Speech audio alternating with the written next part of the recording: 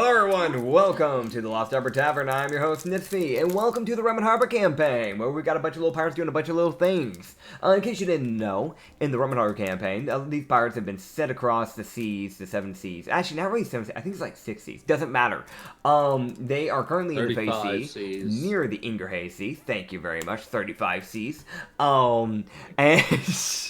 And right now they're at the Crux Dynasty. Why, you may ask? Because in the last episode they were fighting a vice admiral and beat the crap out of them, recruited them to become a part of their grand scheme, becoming a part of their pirate fleet. They also won over a few captains and beat the crap out of them and made them a part of their grand fleet.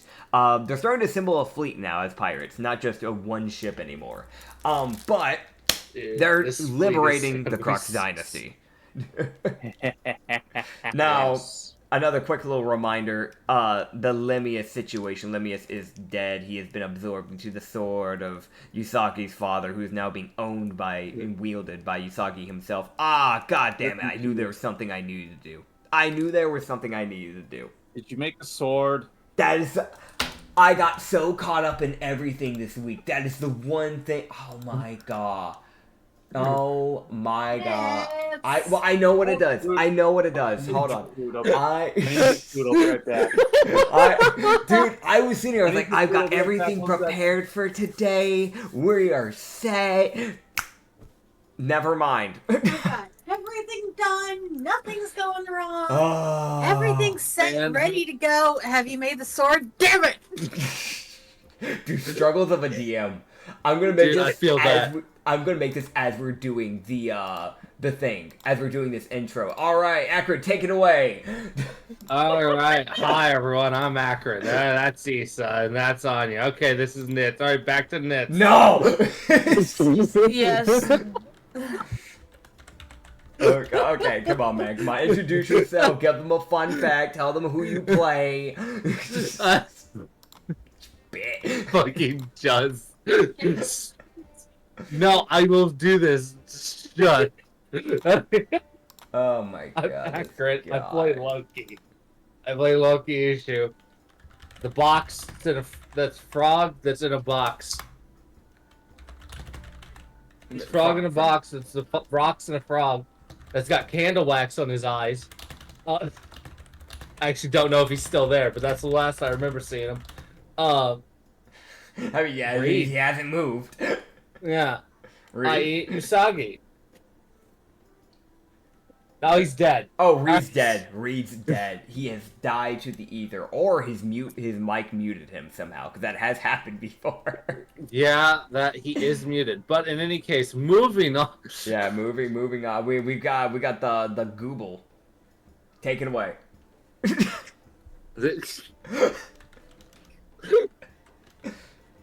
The slime ball that rolls over the ocean and then destroys islands. Yet. Yeah. Say something. Ublox. Isa. Oh my god, they both just went like completely mute on us. They have just... I'm going nonverbal right now. What? You're what? What? I'm nonverbal. I know. Stop. Issa is eating apparently, which is okay because I'm making cinnamon rolls. Oh my god. Yeah. And lastly, you guys need me? Yes, we can hear you. Fun fact. Give us a fun fact, quick, please. Oh yeah. You can certainly try eating Ublox's acid. You can only try it once, though. Okay. Hi. Okay. Okay. It tastes like green apples. Green apples, huh? I'm back. Welcome back. Moving on. There's the boxed frog called Reed. Who plays Usagi. Fun fact. Hello everybody. In an alternate universe, Usagi is the shittiest thief out of the student body he was a part of. In an alternate timeline, he used dynamite arrows. Don't give me bad ideas. Listen, all you gotta do is just ask Tito. Do not encourage this. I think I need a dynamite cross. No!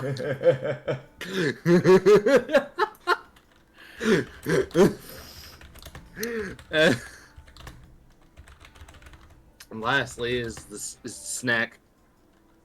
Hi. Kirla. Yay. Since apparently I'm now a snake. Snack. Not a snake. Snack.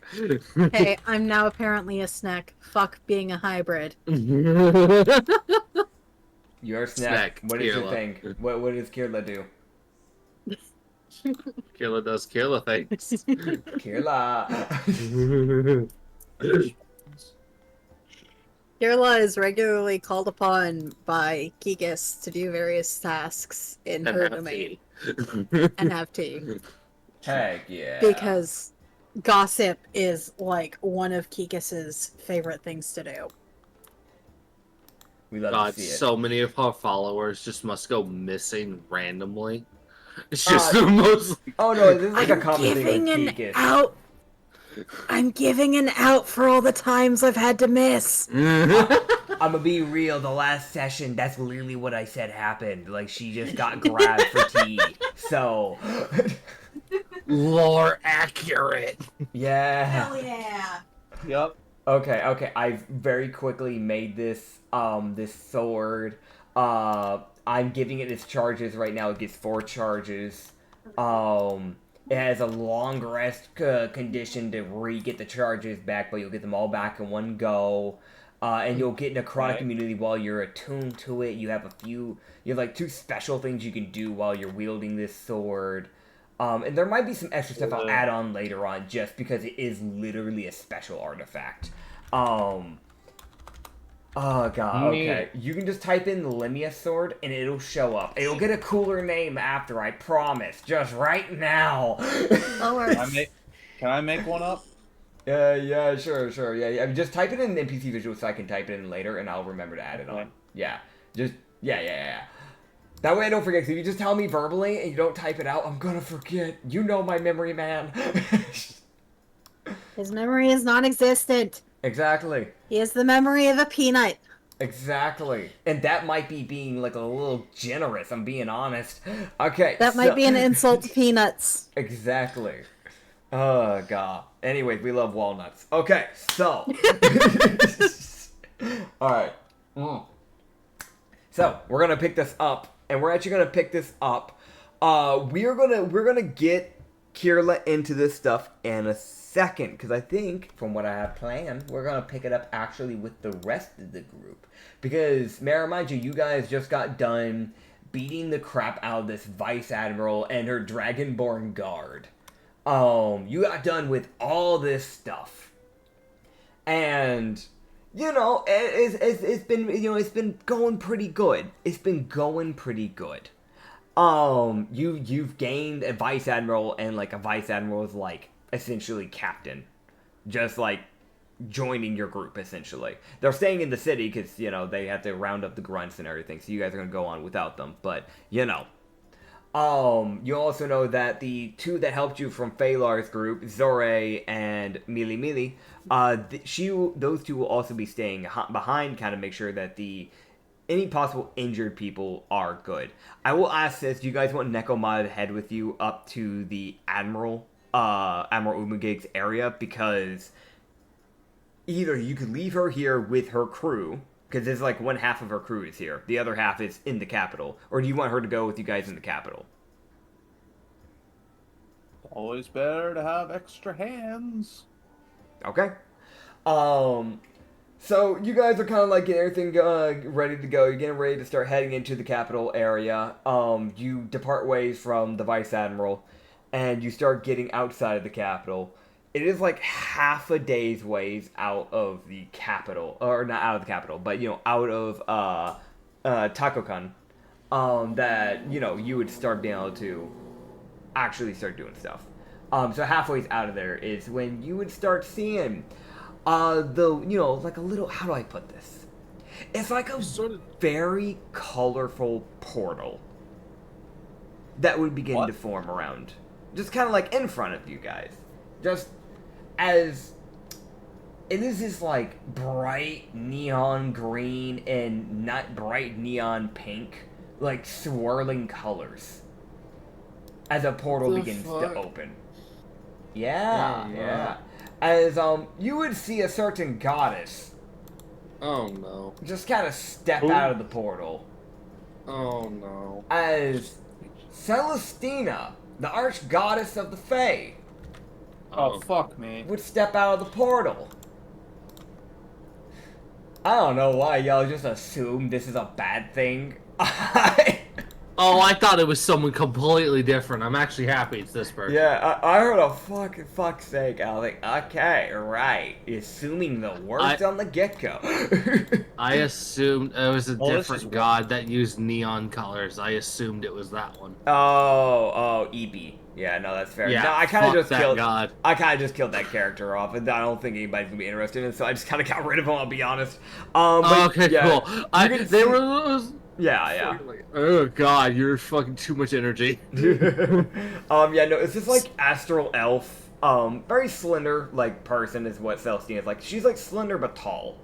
Pointy ears, green hair that starts off green and then turns like a bright pink eyes. She has like green scales that grow like underneath her eyes, but like only like around like her face in a very specific way. It's like around like the cheeks, but like it doesn't go anywhere else on her face essentially. And like kind of like a well-defined eyebrows, eyelashes, just kind of like a sleeveless like tank top and just some jeans. I mean, it's a goddess. They don't really have to care about how they dress. It's just it's just fairly simple clothing. Like she's not gonna do anything insanely over the top. Nothing wrong with simple. Yeah, nothing wrong with simple. Sometimes simple is the best thing you can do. You can see as she would start stepping out of the portal, taking a sip of tea. And you would see as she just kind of looked to the group with a smile. And she would happily look between this kind of crowd you guys got going on here. Because you have, like, besides just, like, the 3 PCs that are currently here, you also have, very specifically, you have the Vice, the other, like, Admiral, you have the Harrington Admiral with you, and you have Nekomata with you. So, kind of got a mix here. It's kind of a funky group here. And you also have Olana. That's also a thing. Don't forget Olana. You also have Olana. So she would just kind of a cleric. Yeah, yep. She would just kind of look between the group and just go, "Oh, that's who's trying to fix the problem. Oh, that's great. Right. Hello, hi. I don't think I've gotten to meet you, but I've met your dear friend Lindry. It's a shame, but I think she's at a tea party right now. Let me cut to the chase. I don't think this'll bother you, and if you want to decline, understand I won't bestow some ancient fake curse or anything like that. I'm simply just a goddess, just poking my nose around. So, Okay. the mortals are interesting people, so I like to mess around from time to time. Fact is, I've seen and I've been paying attention to how the kingdom has kind of been falling apart, and the Navy, from my understanding, they've been messing around with my fae, which I'm not too happy about. So I come to give you an offer. Would you like some help? Yes. Okay. Oh. She claps, and another portal appears. And you see this, like, that's literally all she needed to hear. I want you to understand. Dude. All you had to say was yes. Dude. Okay. God damn it. As Listen, listen, man. I don't like. Listen, man. I just Yeah. want like any help we can get would be good. nah, She that's doesn't seem like she didn't. Mary! yeah. Didn't seem like she was. She didn't seem like she was. Oh no, it's just the speed at which you said yes. It just caught me off guard. Dude, okay, I'm trying to like put this onto OBS, and like it's just where is it downloaded? Oh, Where did it go? There- She's pretty! Yeah. So one. yeah, it's this Oh, no, the other one. Okay. Okay. Yeah, no, it's this blue fairy, this like fairy with like dark blue, almost navy-ish hair, lighter blue like butterfly wings, but very long blue gloves that basically almost go all the way up the arm, and this like white dress that it's like a strapless dress, so it kind of just like goes around the back and probably just connects on there. And she has like a little golden, little like more like wood edgy made, probably like a wood necklace, kind of just more floral druidic essentially in nature. Some little blue flower petals just in her hair that are like a lighter blue, bright blue eyes, you know that type of vibe, and just a very flowy dress. And she just kind of look to the group and smile as she'd wave. And that's where we're gonna cut off over to Lindry, as you guys have gained yourself a little bit of some help. Lindry, you've been hanging out with Kikis. For you, it's felt like it's only been like a 15-minute tea party. Little do you know, it's been like half a day. So Accurate. Yeah, the thing is about the God's Domains is that time moves slower here than what it does on the mortal plane. So, here's the thing. What all would you want to talk to Kikis about during this time? What would you have been talking to Kikis about? Catching up, everything and nothing. My actual thought on the fact that I, as person, am convinced that the goddess Celestina is the pirate captain that we met on the Faces. Yeah. So, that theory... All I'll say is that when you mention that theory up, you see a small smile begin to form for Kikis. Not that she's not smiling, she's almost always smiling, but like it feels like a little bit more of a smile than normal. That would literally lead to I see that. I'm right, aren't I? I can't tell you a thing. Your expression tells me everything I need to know. I'm right. Maybe. Anyway. Yeah, no, but... Expertly dodges the question. Sure. Yeah, no, you guys would chat for a while. Just kind of sitting like in the clouds with this teacup in hand, sipping tea, having a good time. Everything's great. You know, the vibes.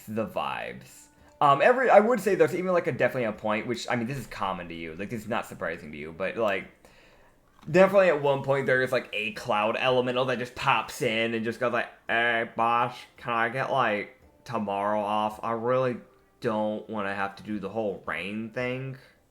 I just I just want to see my wife and kids. Yeah, you can have it off. Really? Yeah, I'll take it out of your vacation time. Aw."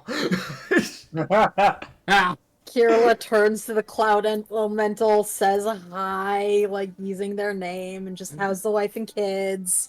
They're doing great. Sarah, she's having a good time. You know, she's you know how it is. You know, sending the cloud elemental to cloud school. You know, the normal. Yeah. But yeah, no, he would he'd disappear. But that's the type of stuff that you can expect with Kikis' like actual tea parties. So now you actually have an idea of what you've been doing when you get pulled away. Like, it's normally just sit down, chat with them, gossip with her a little bit, you know, exchange weird theories, that sort of stuff. Near the like end bit, you guys would be kind of talking. And eventually there would be this like crackle in the domain as the normally like pretty bright domain becomes almost dark to a point to where you would need dark vision to actually start seeing what's going on, as the white clouds would turn into like storm clouds essentially, as they become that very like dark gray. And you would see for even just a second. And while it's just a second, it's a second too long. You see that smile that's typically on Kikis' on her face. You see that fade. And That's not good. Yeah. And you see her kind of bite her lip and then look to you and just go, "Right, I hate to cut this brief, but you need to go. Now. And she would begin to open a portal and push you towards the portal. So, Okay. you can go through and go back to the mortal plane. So we're gonna cut back over here. Acrid, Issa, Reed, your characters, Usagi, Loki, and Ublex, as well as your little entourage here. I'll let you know when Kirla pops in. As this fairy's beginning to come out of this portal, she waves, and you see a cross. A radiant yellow cross come thrusting through her stomach out of the sky. What? As it slams into the ground, impaling her. And it goes from this crooked angle to going directly upright, pointing directly up at the sky, hoisting her. And you would see Celestina spin on a dime. As you see almost a form of panic fill the goddess's eyes. What? And you would hear booming from the sky. For far too long, I've let the gods interfere with the mortal plane. We exist to provide balance between the elements and planes. Our existence should never intertwine with the mortal plane unless the reasons are exemplary. For too many times, you, Selena, and the other gods have crossed the fine line of what should and should not be done. From now on, I shall cast judgment upon the world. And when I am done with this great purge of the gods, the world will be left to fend for itself. If the mortals wish to live, they will find true justice. Find your justice, dear pirates, for the clock is ticking, and the gods' time will run short. For when I am done, and when all is done, I shall abandon this world, and this world shall be purified. And you see these radiant chains dressed from the sky as they come skyrocketing down. And you'd see as Celestina would try to knock some of them away, forming this, like, essentially blade out of leaves. And you would see them, like, cut through one of the chains, and then another chain just basically comes around from a different side, wrapping around her wrist. And before long, she is basically restrained by these chains that are coming from the clouds. And you see as you get hoisted into the air, and out of the ground is another radiant cross, made just for her size, that begins to form from the ground. Oh dear. As she becomes chained to it. And you would see the magic and light from her eyes begin to drain. What? What the fuck? Okay. And all you're left with, as the sky turns dark, and as Kirla teleports in, is this one singular visual of Celestina and a fairy on a cross. As it begins to pour rain. And no you can... help? Hmm? Alright, I guess we're not getting help. And you can hear a screech let out from the Capitol. That's... Oh, great. So yeah. So we're not getting help after all. The god's fucking dead. Yeah. What? Mm-hmm. Well, that's annoying, isn't it? There's bigger problems at hand than just being annoying. Yeah, no, that's... Kirla's immediate reaction would be panic. Yeah, that's Okay. fair.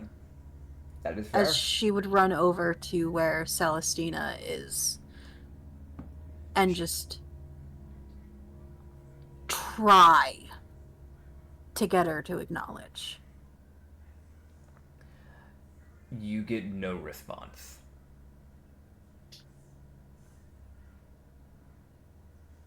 You would see Olana run up and try to cast Revivify, and you would see nothing happen.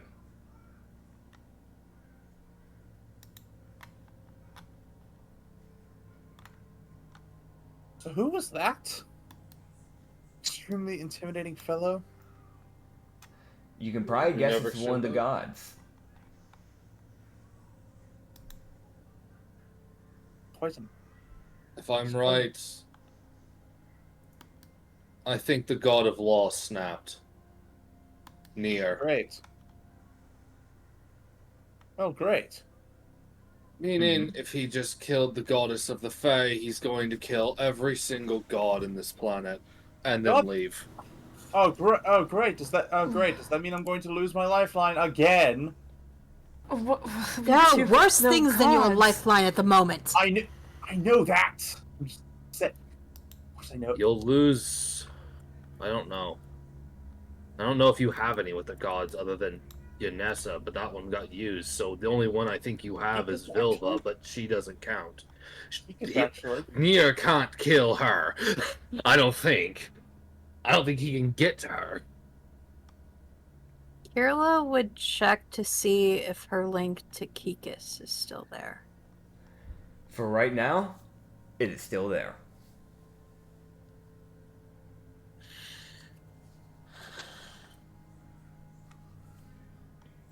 You would see Olana kind of, because she did try to cast a Revivify, meaning she probably at this point is starting to take her hand off the body. And she would turn to the group kind of just shaky and just go, this isn't good. I feel like that's obvious. If the gods are killed, the guardians are going to awaken. The what? If The the Guardians Guardians? awaken, the world is destroyed. The guardians are the ones that the gods put in place to protect the mortal plane from kind of just outside forces, like Gistendor, but they have to be awoken in order to do it. If the god dies, that would immediately wake them up. Meaning the screech we heard might be one of them. Does this law? Where does this law god get off knowing that he's probably going to doom the world anyway? Most likely he probably thought that this was my god that I used to follow. He probably saw that it was unsavable. If all the gods were constantly breaking the laws that they all agreed upon, and they were constantly doing it, especially Kikis, as much as I love her, and Celestina, well, eventually that would lead just anyone to snap, eventually. This also puts us in a different bind. He's also the god of Celestia, which are kind of where I'm from, the celestial plane. At least my kind. Oh, great. I don't imagine the races will align with him, but monsters are different. Any celestial entity will be set upon the world. We need to find someone to take that mantle before that happens. What about that, what about the demigod that helped us? Or the elf? You're the one who interacted with them. You interacted with the Minotaur, I think she was? I just heard about her afterwards. As player, the fluffy Minotaur. That's who Yeah. he's talking about. Yeah, to be more specific, when it comes to those two characters, it was Lindry that talked to Micaiah, and it was Loki that talked to Typhusis. Diffusus, yeah. So he'd be mentioning Typhusis at least. And I'm Kirla would just look at him and just, Micaiah is just the goddess of peace. Or what she's aiming to be is the goddess of peace. Well, she might have to take up Celestia too. Well, okay, so this is just me spitballing. The one thing I understand is religion. I'm a cleric. There's one big competition that could be a problem, which is the Celestial that runs the Navy, aka the man who made the Navy himself, the founder. Man. We don't need a So corrupt celestial plane. So we have another reason to kill that fucker, except quicker. This isn't good. We need to get moving, probably? Yes, hopefully. Yes, hopefully I can. Yes, hopefully I can. Yes, hopefully I can liberate this place and do what needs to be done before the cosmology of the world collapses in on itself. Well, let's go. Yeah. That and might need... I don't know what the Guardian's at. If the Guardian's on this island, there will be another problem. I don't know. It could be on a different island. I don't know where these things hibernate. Question: hypothetically, if Ines kicks the bucket, what happens to my blood powers? I will let you If straight up she know. Eldritch God, she does not count as part of the gods. Because she's an Eldritch God, not a god. So the Eldritch gods are not part of the original Gods Council of the original world. She is a god from a different world that's come over, essentially.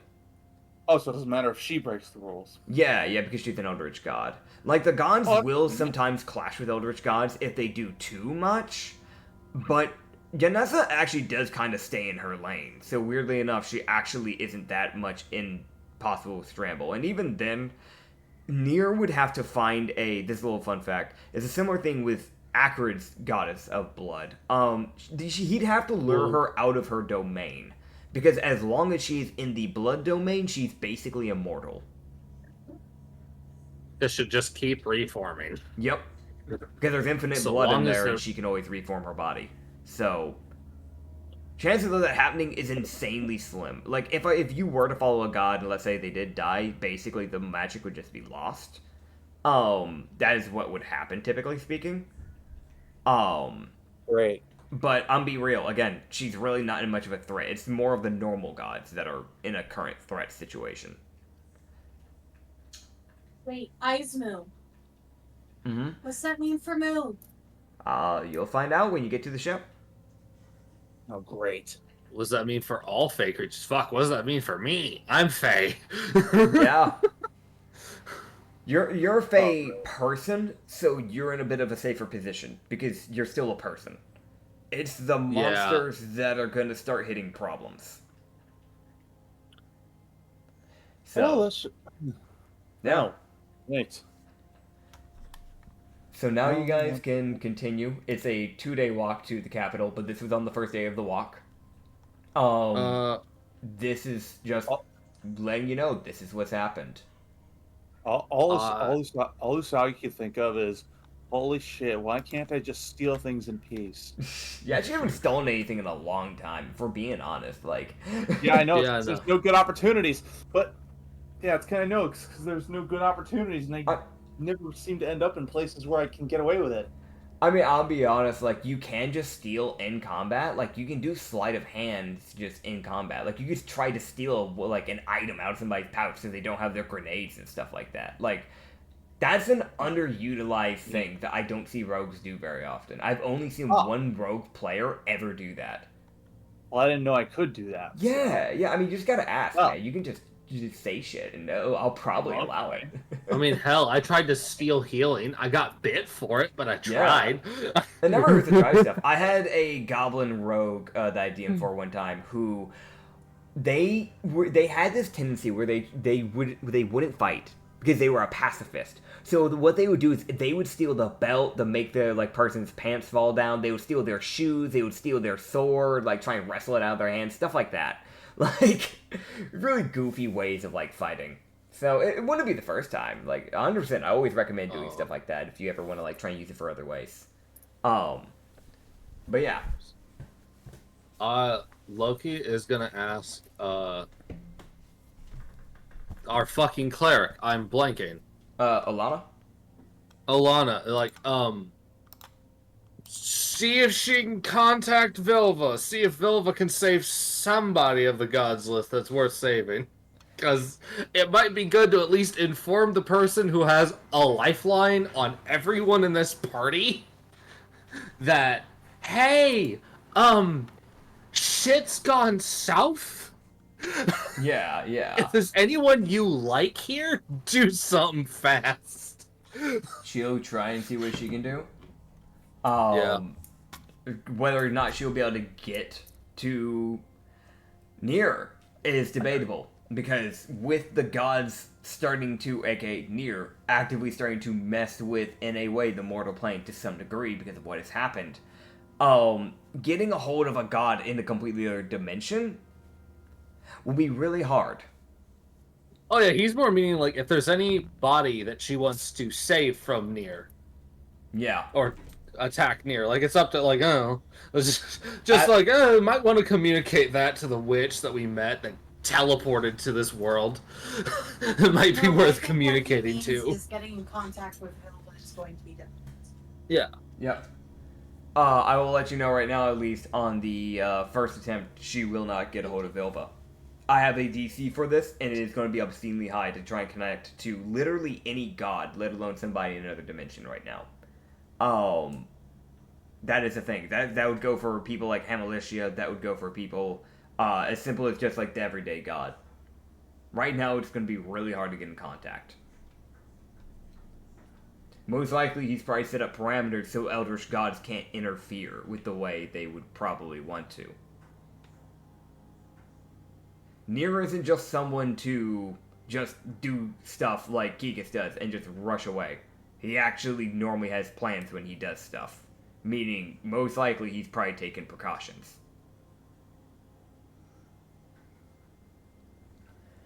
But yeah. You guys can continue with your travel if you wish. Don't have much of a choice. Yep. You guys would go the first day of travel, without a hitch. Besides, that.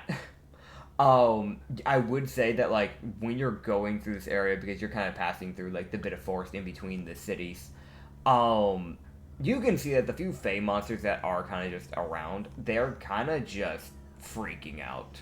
Some of them are taking shelter, some of them are just running, just, away from the capital. That's kind of the vibes that you're getting. A lot of them are just, basically trying to find some form of shelter. Probably because they're trying to figure out what's going on, because suddenly their god's dead. The thing that creates them is gone. So, it's kind of just chaos for the monsters right now. But we can get into the second day. As you would probably, I would imagine you'd want to take a long rest. You'd probably want to get some sleep. That way you're not going into a fight possibly with half health or something. So you guys can do that. And you'd sleep. And you'd wake up the next day. And you can now see that there is a black cloud that has begun to form above the capital. Can't have any. Okay. Hmm? Nothing, just Usagi grumbling about. There's her. Usagi grumbling about cosmic events getting in the way of his extremely mundane aims. Dude, I'm gonna be real. The second you join this crew, that's all that's happened has been cosmic craziness. God damn it, I just want to propose! Man, at this point, you should be used to this. Just propose right now. I need a ring, damn it! And also, neither of the ladies are here. Yeah, true. Do it from afar. I mean- Call them. You don't necessarily need a ring to propose. I would like to have one. I know it's fair. Yeah. Alright. But yeah, you guys can start approaching the capital. Right. As you start approaching the capital, you can see more and more as you get closer and closer. It's like there's almost like this weird drop in temperature as you get closer and closer.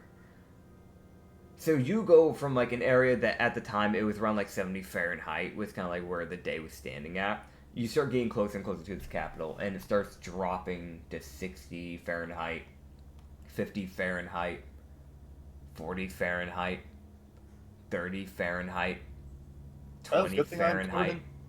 Well, good thing I'm Mhm. fluffy. Yep. 10 Fahrenheit, 0 Fahrenheit, Okay, minus seriously. 10 Fahrenheit.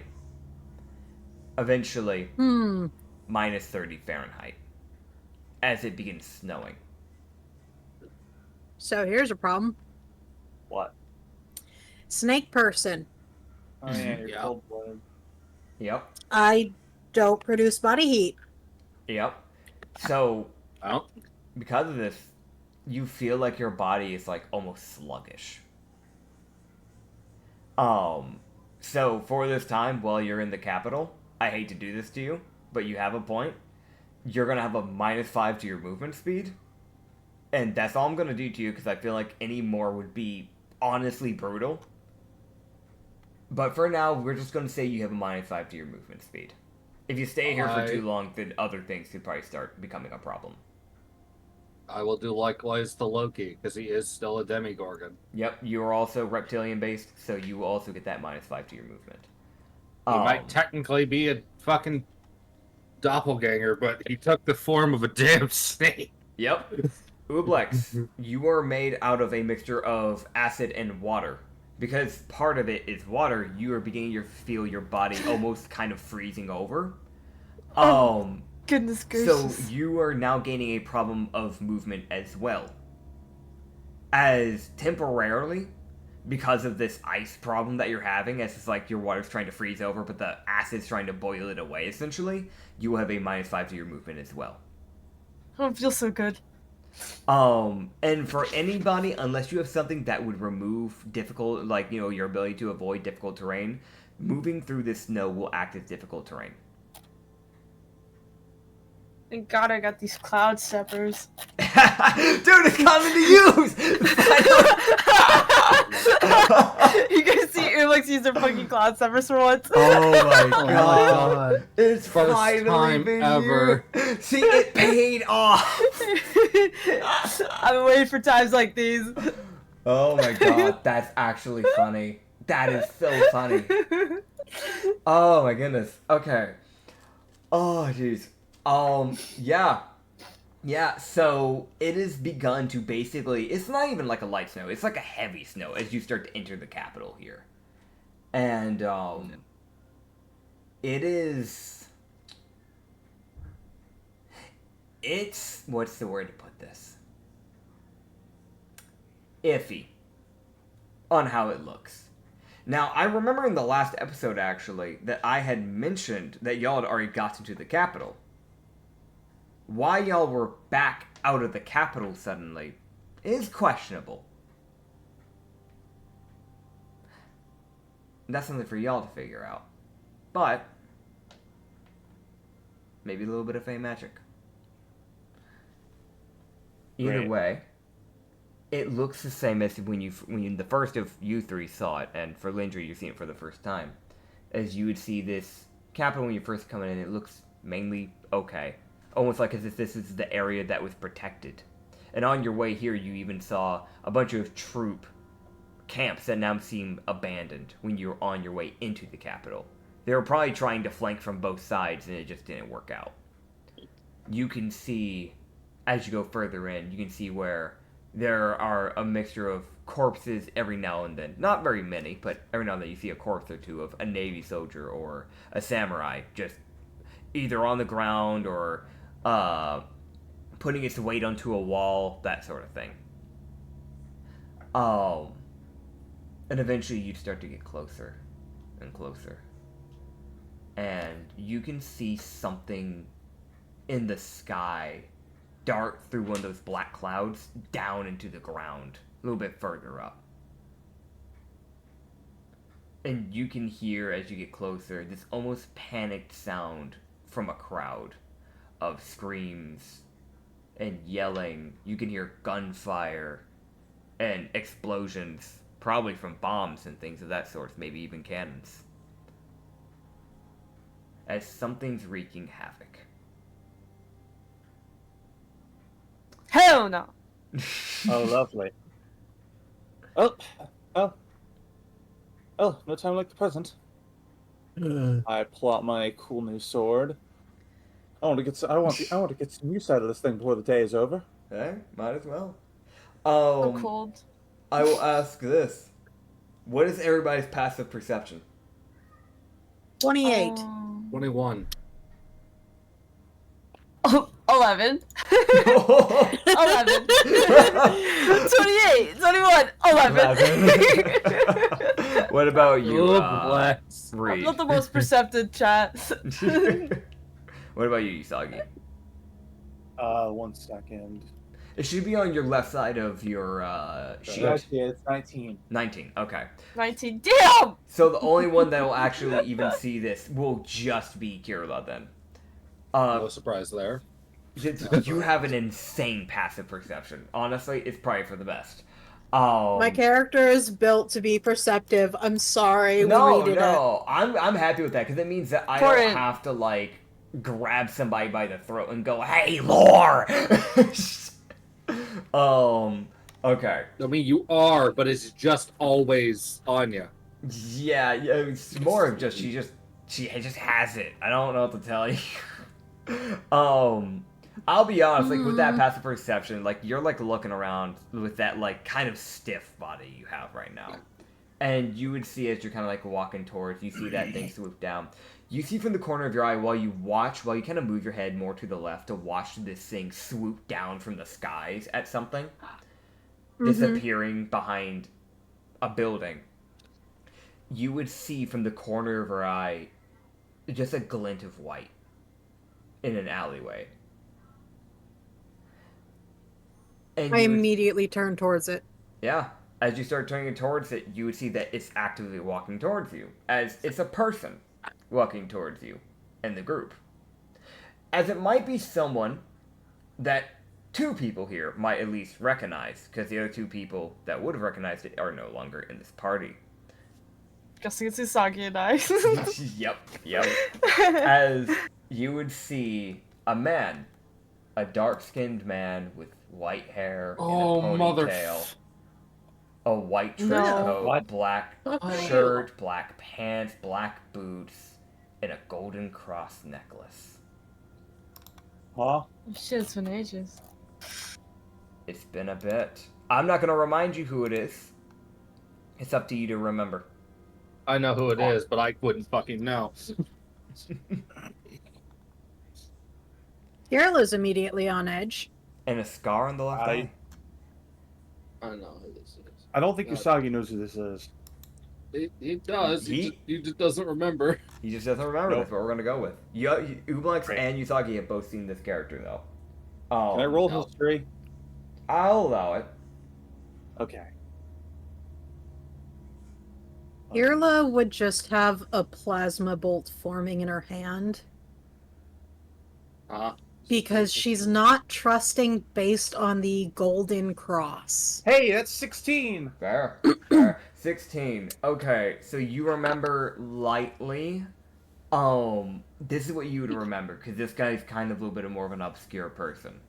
You can Okay. remember that you saw him on extracts. That is all you can remember. Shit, that was a while ago. Okay. Well, all I need to know is that this guy's in my way, and if he doesn't get out of the way, then, well, I'll just run past Or him. see this on the side. Yeah, he's got more than that, but yeah, you get that. Yeah. Do the most I don't like- technical, well, actually.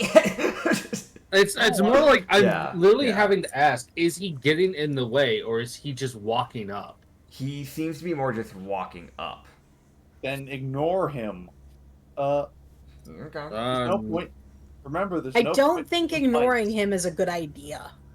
Why, if we can, then Because this is a person bearing something that is very obviously of Nier.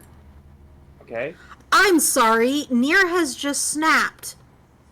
Ignoring him is a stupid idea. Okay, fine. Maybe not ignore him, but don't attack him unless he attacks us first. Yeah, no, that was the plan originally. Okay. I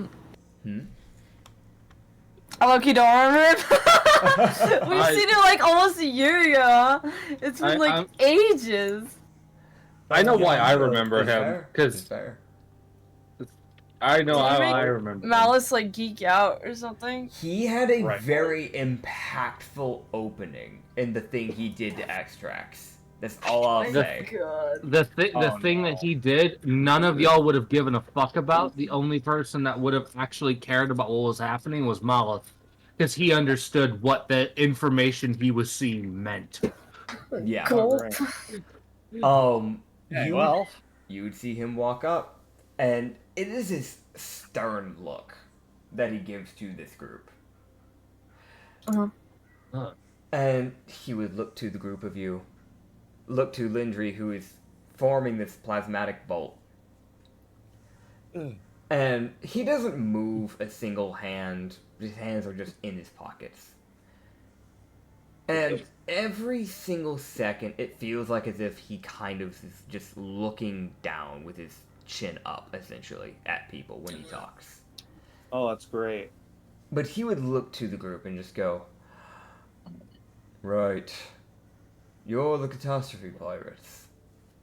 I think I remember you. Let's cut to the chase. Right now, I should be killing you. However, we have a different problem. You saw the thing in the sky, right?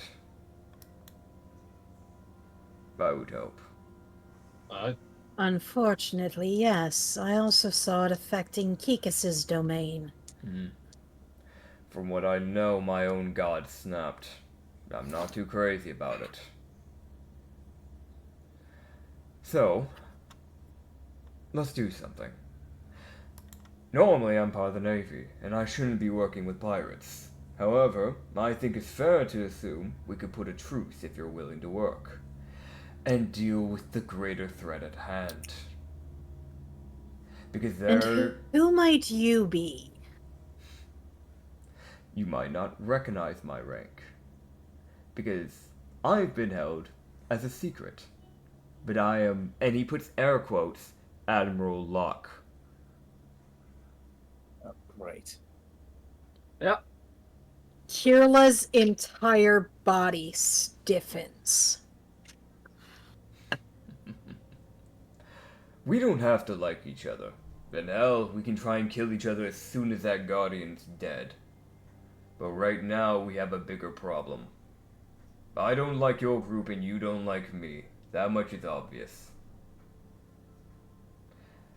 But whether if I like it or not, I have to serve the Navy. My family and my lineage has always been stuck under them. Whether if we like it or not.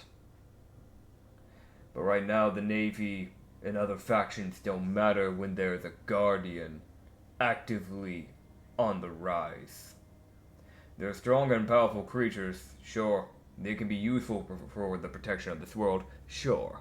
But it doesn't matter if they are going to wreak havoc on the islands. Wouldn't you agree?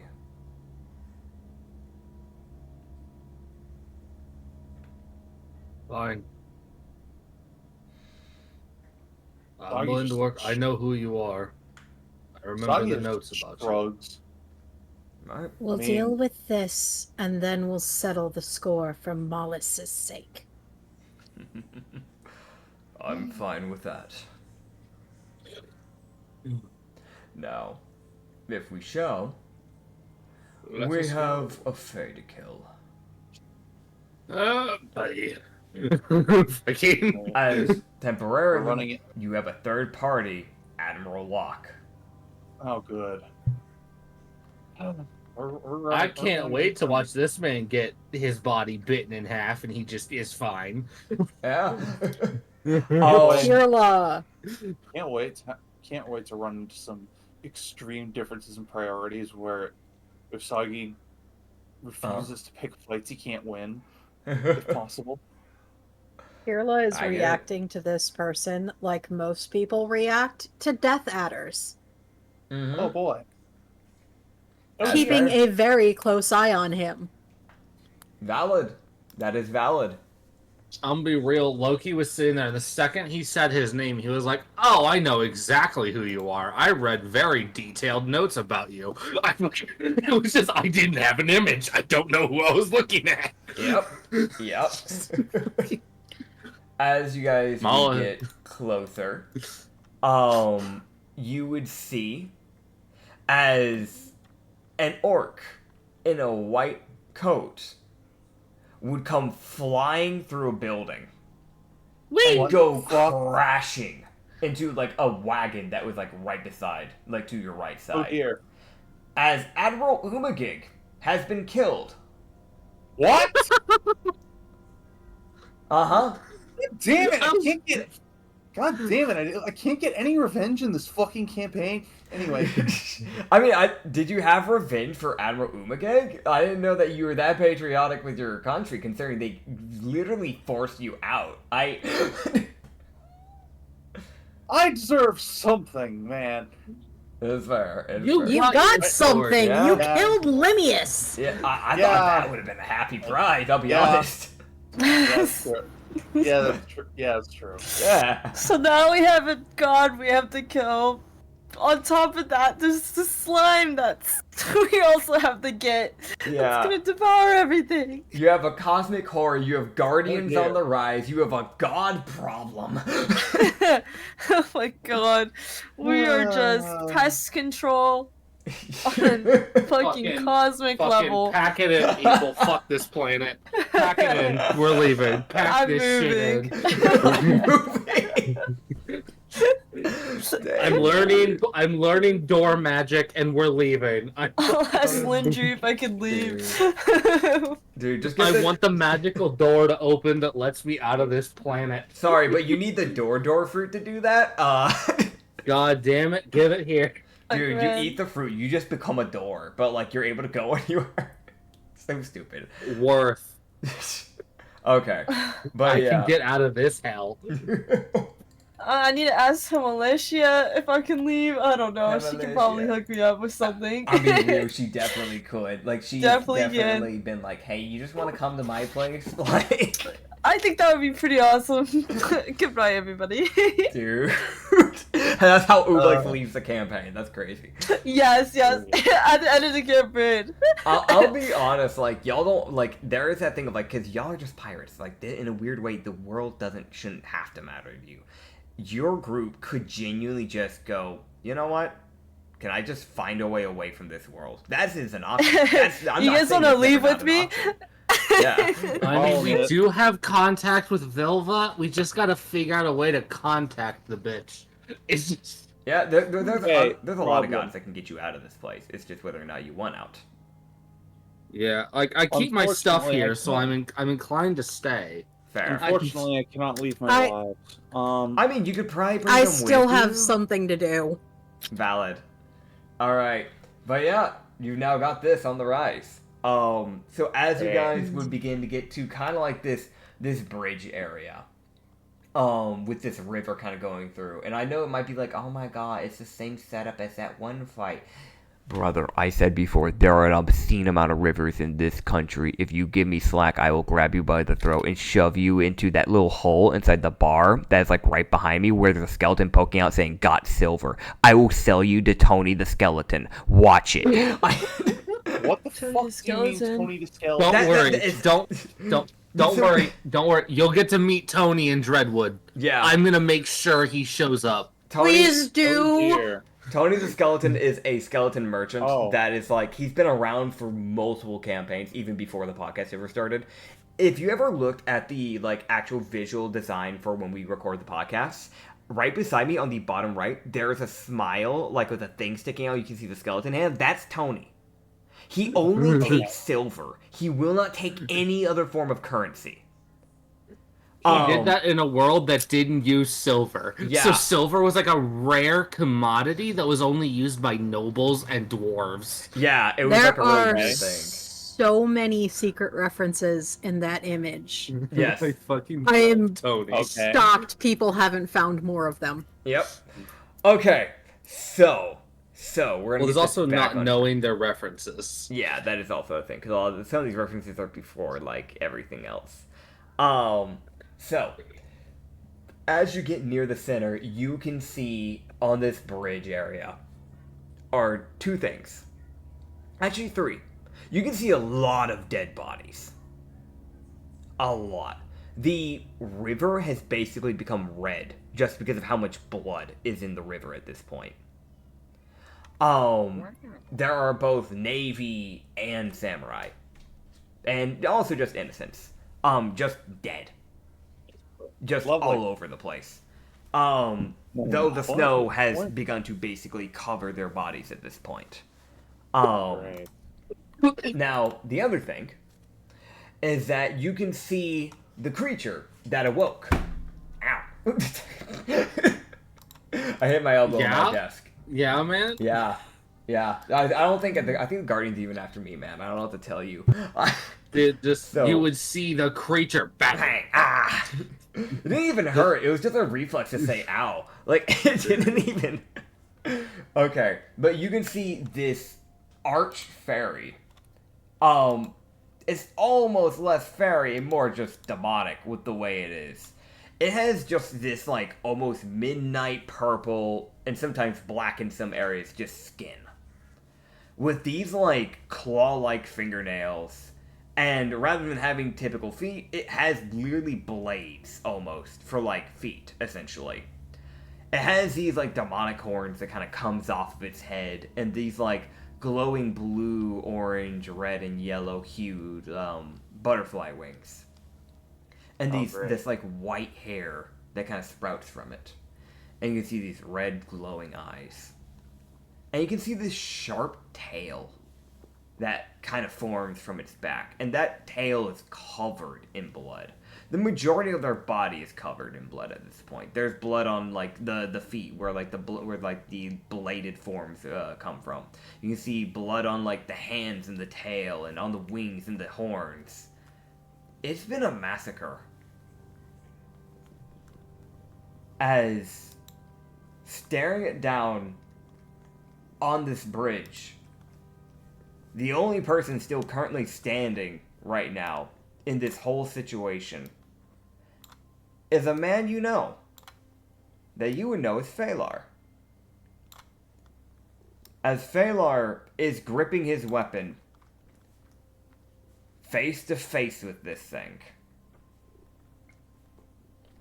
As you would see him bring up his greatsword, and this like, essentially this almost like, it's like the ground is being treated like water, because the ground around him is rippling, essentially. As you can see, he has some type of smite built onto it, this like bright glow coming from his greatsword. As you see him take a swing at this thing, and you would see it basically duck underneath it, and then just open its hand, and some type of light would form and blast as he would go flying over you guys and crash into a building. You weren't here for it. As Phalar would go unconscious. And you can see that Miko, at one of the trees near the bridge, is currently unconscious as well, as he probably was sent into it at some point. Another one of the people of Phalar's crew. As we are going to be starting combat, as it would look across the bridge and connect eyes with the group. Does it have battle map, or is it just... It does have a battle map. Because it's the same battle map from that one fight. Fuck yeah. Because I couldn't find really any other thing that actually fit what I was going for. Can I request an image of Phalar? Because I do not know who this person is. Yeah, I can go grab one. I have to actually find it. He's from like very early on in the campaign. But I can get it for you, not a problem. Yeah, Phalar Mullis, I was believe. actually the drow that Mullis saved in episode 2. Like, he's early on. That is Phalar. And I'll also send you Miko. Because Miko is a kitsune fox that Ubuk started flirting with and failed miserably. Because they rolled the horror. Hey! I am Yeah, not but sorry. You're really for good what I friends. posted. You're really good friends. Smash. Nah, that's valid. That's valid. Oh, Mika! Miko. Yeah, Miko's unconscious. He was trying. Oh my Shayla! My shell. God. Yeah, combat has begun, everybody. White man have water powers. What the fuck? As we can have 2 people roll for your side of the group for group initiative. I got And +9. I got this. alright, so you got a +9 for you. I'm gonna be rolling for the Have an monster. advan- You would know have this an guardian. advantage +8. You piece of Alright. shit! What is this roll? Mhm. By the way, I'll let you know. That's You would know. 13. Okay, 13. You would know that the guardian is called the Nightwing. That is what the guardian is known as. I feel like I don't really have to say that one. Guardians typically, if you are from this world, you know their name. That's not really something you have to roll a history check. You would know this. Great. So you're fighting the Well. Nightwing. Lovely. I got a fucking 17. Okay. Time it's- to park myself on top of a building and proceed to Mhm. play like an absolute piece of shit. Yep. Somebody stabilize the 2 Uh, motherfuckers. Okay. I'm not a Why healer. would I get, Yep. 'cause why would Alana I will get close that. when- Hmm? That's why would I get close when I can stand there from a distance and be an absolute Oh, my. scrub? Fair Anyway. enough. Also, it's starting off the initiative.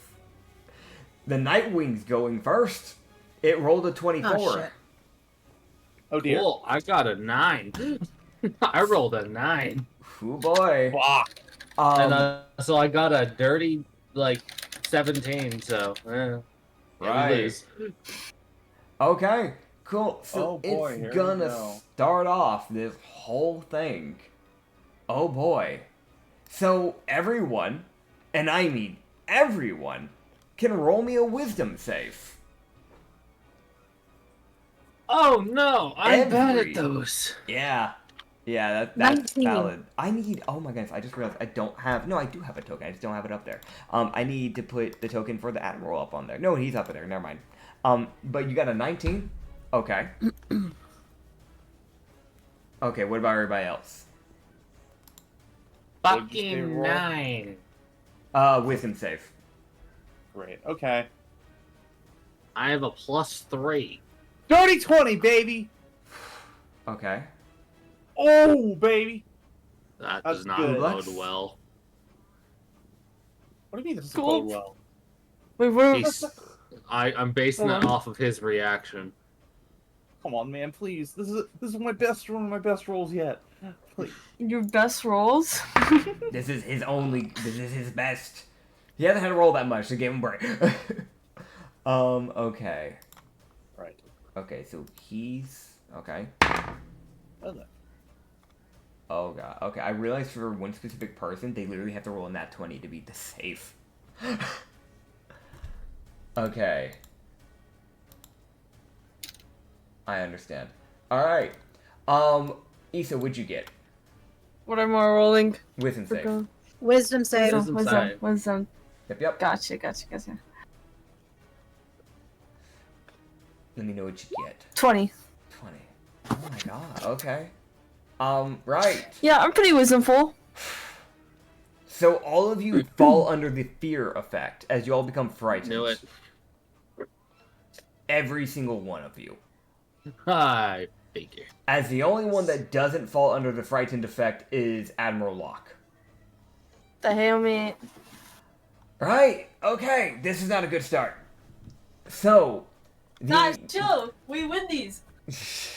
the Nightwing is then going, you know what, it probably would do this. It would, okay. You would see as it would, essentially raise its hand up as it begins to fly off the ground It's like 30 feet off the ground at this point. As it would close its hand towards the group of you. And within a 20-foot sphere, which I do believe connects everyone here, everybody will roll me a dex save. Oh no. Great. Where is it? Yeah, literally everyone's gonna get hit by this. Even the unconscious people here are gonna get hit by it. Is this a spell? Yes. Okay, Wisdom I have save, you advantage said? against Okay. that. Yep. Dex save. Dex. I rolled the exact same fucking number. Oh, what'd you get? A 9. 9. Okay. What'd you get? Yeah, you thought 23. 23. Okay. Yeah! Okay. And what about everybody else? I swear if 23 is the fucking DC, I physically probably will never make a single save from this thing. A 24. I got a 15. Okay. And that was at advantage. Okay, so the only people that will beat this save is Ublex and Let's roll the wisdom save. oh yeah, you rolled a wisdom save. It was supposed to be a dex save. What's your dex? We'll just add the modifier onto it. It was a really good roll. So what was your dex save? It's a +3. +3? Okay, so that would be a 22. 22. Yeah, 22. Yeah. Okay, so never mind. Then the only person that beats this is Usagi. Mother. I would have to roll a natural 19 or I would have to roll a nat 20 for wisdom and dex. Right. Okay, this is going to be a rough one then. Okay. So you would see as essentially a gateway between the stars would form underneath you. As just unknown horrors would begin to come out of this like black sphere. As like basically tentacles and all sorts of just unknown eldritch entities would basically reach for the creatures in this sphere. As like you would like obviously try to knock these things away, and if you failed to do, but like if you failed, essentially they would grab onto you and begin to like apply this form of like cold damage onto you in this acidic. Basically, this ice would begin to form around your ankle.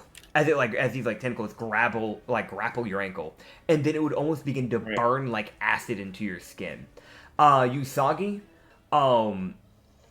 since you beat it, you would take half damage unless you have something that would stop you from taking half damage. You would typically take half damage. Isn't there, evasion. Evasion Yeah, for that- rogues. Do you have and evasion? monks. Are you high enough level for it? let me see. I thought it Evasion might be- procs at level 7. Yes, literally yes. Okay, yes. Okay. So then you just don't take damage. Then for everybody else, you will be taking. Let me roll this. This Very is. nice. Fuck ton of damage. All right, you're going to take. This is a lower spell that it's doing, just to kind of test the waters. It's 9 cold damage and 6 acid damage. Just remember, all of you are frightened, and the sphere will not be going away. It is not instantaneous, it is a concentration. So that sphere, every time you stay in there for each turn, if you end your turn in that, you have to roll yet another dex save. So I do recommend getting out of that. Out of that sphere. I will try and draw a circle for it. If someone can make a 20-foot sphere on center around Ublex so I can outline that so you guys know where it's at, that would be appreciated. Thank you very much. No. Okay. Boop, and then let me grab it. Don't remove it just yet. Alright. There you go. You got the main idea. It's pretty close, so we'll just kind of work with that. Alright, cool. I think I can shrink it down a little bit. I can. As that is the end of this thing's turn, that's how it's choosing to end it off. Alright.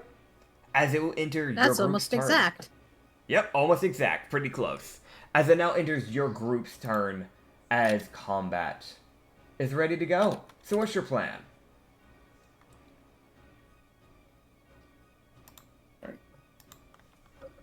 Kirla is going to start out by summoning her greater demon. Okay. So you have your greater demon. They can pop out. You should still be able to control it. I just have it up in the corner there for you. So it'll be able to start doing stuff in the next turn, but it starts coming out of the portal as this portal begins to form. Oh no, I can't control it. Oh, you can't control it? Okay, here, I'll fix that for you.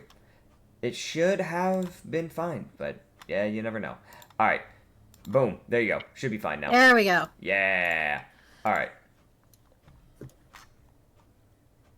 So, what else? What else are you doing with your turn? I'm going to attempt to get out. Okay. How far can I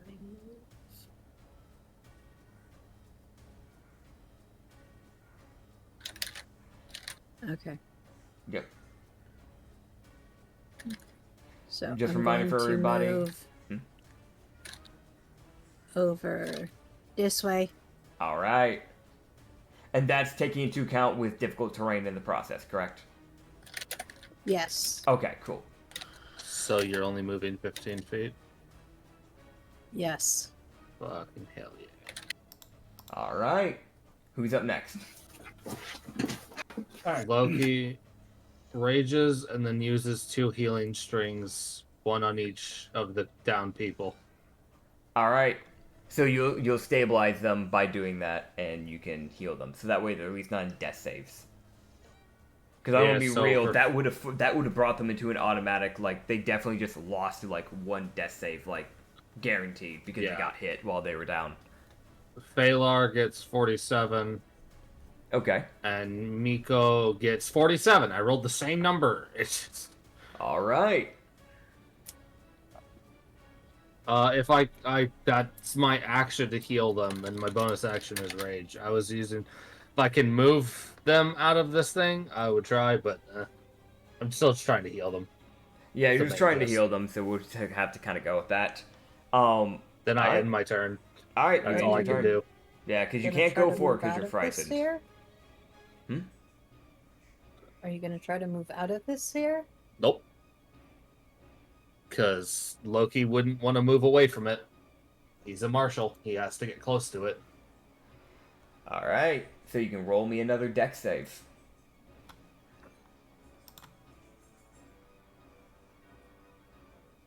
18. 18. Okay, so you're going to take another 7 cold This is why I damage rage. This is why I and raged. 10 acid damage. Valid.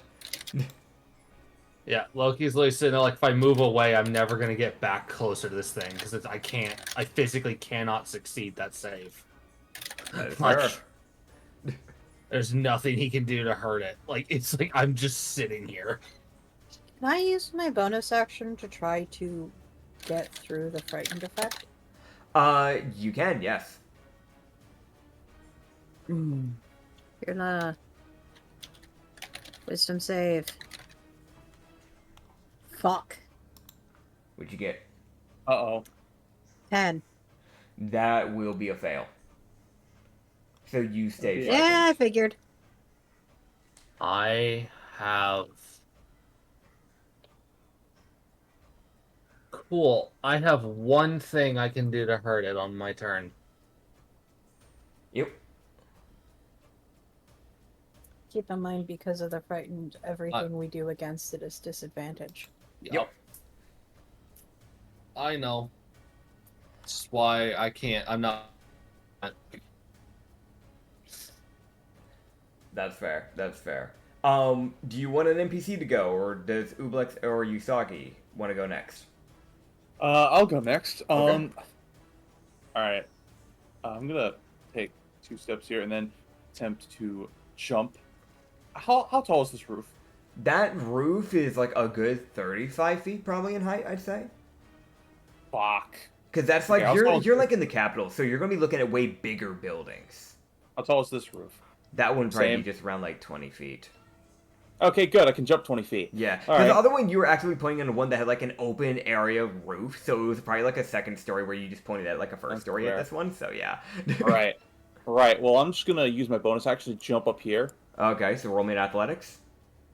I mean, it's bunny hop. Oh yeah, no, Rabbit never hop. mind. Yeah, no, you're good. You're good. You Don't just have- gotta let me know when you use bunny hop and not just Yeah, I know. jump. Yeah. All right. Okay. Yeah, you're good. You're good. Then I'm going to fire my start strong with this, shall we? Here we go. All right. All right. I believe in you. I shall use arrow of the sun on my bow. All right. Let's see what you get. All right, here we go. Come on. That's a nat 20. Nat 20? Okay, yeah, no, you can definitely. So Ugh. and you got the extra D4 of fire, if I remember correctly, so that's sick. Yeah, 1 second, let me just... Or D4 or D6, I don't remember the die type, but yeah, you got extra fire damage on top of that, hell yeah. So actually, any arrows shot from this bow deal an additional 3d4 fire 3d4, damage. that's what it was. And deal an additional 12 fire damage on a critical hit. Heck yeah! Alright, yeah, so you hop up onto this roof, you spin back so you can look towards the creature, and you just pull back this bow, it catches on fire instantly, and you just get the perfect shot on this thing. I have to pull off a good one-liner. It's like, really, I came here to liberate this place. Have fun with your last moments. Thank you. Okay. Okay, please tell me if I'm doing this correct. Okay. Rolling this 2d8 plus 10 plus 64 plus 12. All damage dice have been doubled, and there's additional 12 damage because of this. Yeah, Yes. so you'll roll them, and then whatever you roll, those will be doubled. Make sure you roll the different element types separately, so that way I know what's what. Okay. Yeah. I Wait, know so it you takes a don't little bit just longer to double do it the- like that, but it's needed. So you don't just double the dice. Listen, I have another campaign 2 days ago. Yeah, I get you. Yeah, no, we just double the damage. Okay. Yeah. So you can put like the 3d4 and the plus 12 of fire together because that is all fire damage. Okay. Yeah, that's all fire, so those can be connected. Just don't put like the piercing with the fire, that sort of thing. Okay, so so that's the piercing 14. Okay. So that would be 28 piercing. And for the fire, that's 15. What the fuck? That was all nat Dang, ones! those were all nat ones. What the heck? For those who don't know, there's 3d4, nat 1, plus 12, so he got the 15.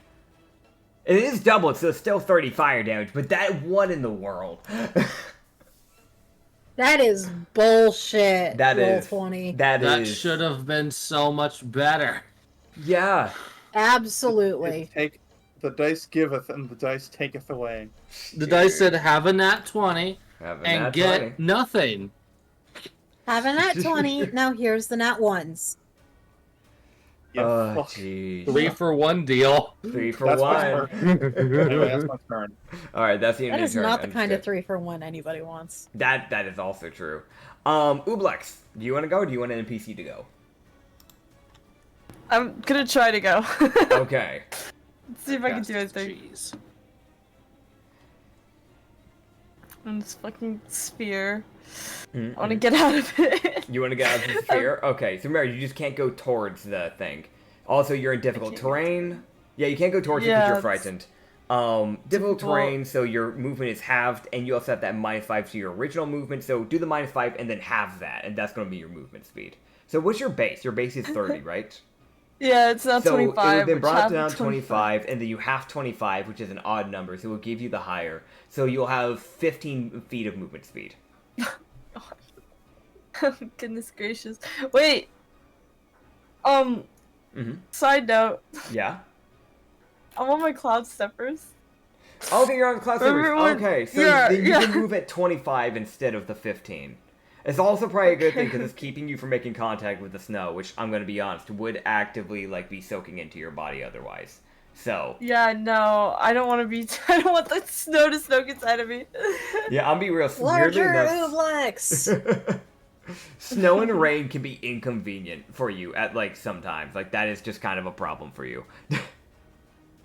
Are we not taking into consideration the snow falling from the sky? I'm gonna that be is inevitably falling on Ublex. For the safety of Ublex, what I'm doing is that essentially they're evaporating once they absorb into it. It's when they start making contact with the piles of snow. That's when that's going to become a problem. Just so they have a chance to not be massive Ublex if they don't want to be massive Ublex.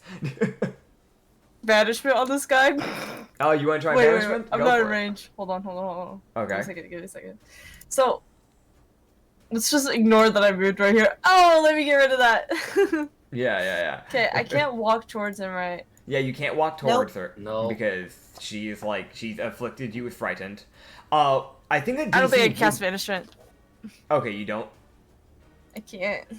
You can't? Why not? I can't get not close in enough? range, and I have to walk close. Yeah. That makes sense. That makes sense. And I'll throw Ublex closer next time. I mean, that is kind of enough. Do you want to be thrown? Can I ask an NPC to throw me that hasn't used their turn? Like, yet? I know Loki technically Yeah. used his whole turn, but I don't know. Like, Here's what I can say. The Admiral, not Admiral Locke, he wouldn't care. But the Admiral Rabbit, she would look at you and just go, "You need to get closer, don't you?" Yes, can you throw me a little bit? Yeah, sure. Un poquito I'll más, por favor. I'll slingshot you. And she Holy shit. she would just go, "I don't know why, but I feel weirdly shaken by this thing, so I don't think I can bring myself to get to it." However, she grabs a barrel, right? And she moves you this 5 feet. She like shoves you to the 5 feet. She puts a barrel, grabs her greatsword, puts it like a seesaw, and tells you to get on the other end. Okay, And she tells you to okay, get on like the blade end. She then takes a step back and then jumps up 15 feet vertically. And may I remind you, she's wearing plate armor as she comes diving down. And as, like, before she makes contact, she tucks her knees in and then shoves it out like she's doing a drop kick on her greatsword. As you go flying, I'm gonna roll to see her athletics, see how well she shot you. Oh, yeah, Oh no. my In fact, actually, I'm gonna roll this thing a dex save. Oh my god! Hello? Yeah, no, so you're gonna Ublex collide cannon. into it. I'm gonna. Me bomba! My Um, ass fucking like collides. This will just while count as the coming in. Admiral's bonus action, but, what is eat your... its wings. You have, like, an Eat its engulf... wings. You have the engulf ability, correct? Yes. What is the damage on that thing? You haven't used it in a hot minute, so I actually have to ask. Yeah, hold on, let me find it real quick. Okay. Engulf.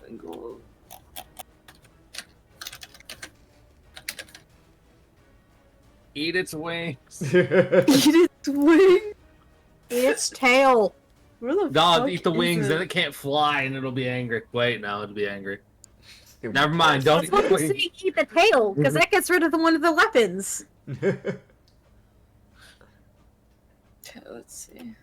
Because you know it's got full control of that tail. Eat its eyes. So it's like 1d6 acid damage. It's 1d6 acid damage? Oh, yeah, because it's like a reaction thing. So what we're going to do, Yeah. you're not going to have to roll anything, you can just roll the damage, and then you can add on, because of the collision and the momentum that you're moving, you can add a plus 12 to that damage. Oh my god. Because you are moving at a pretty good pace, and you're basically gliding into this thing.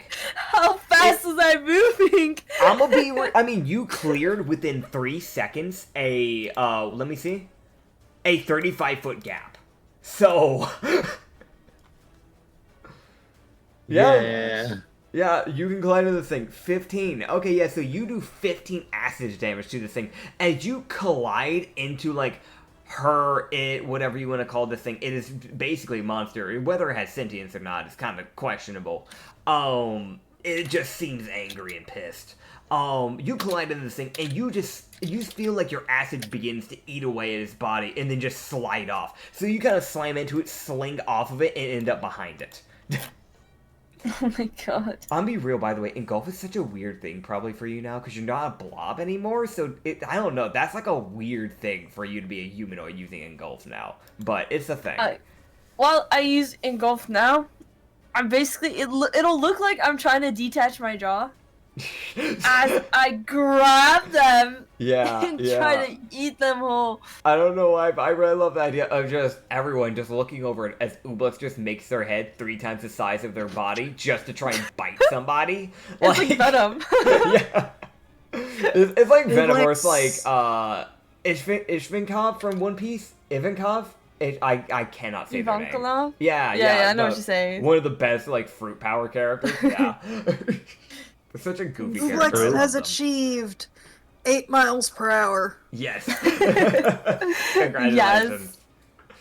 8 power Which is miles actually per pretty hour. damn fast. Yeah, it is. And also, like, I'm gonna be real, Ublex does not weigh a little. Because, like, that's all water weight. It's water and acid.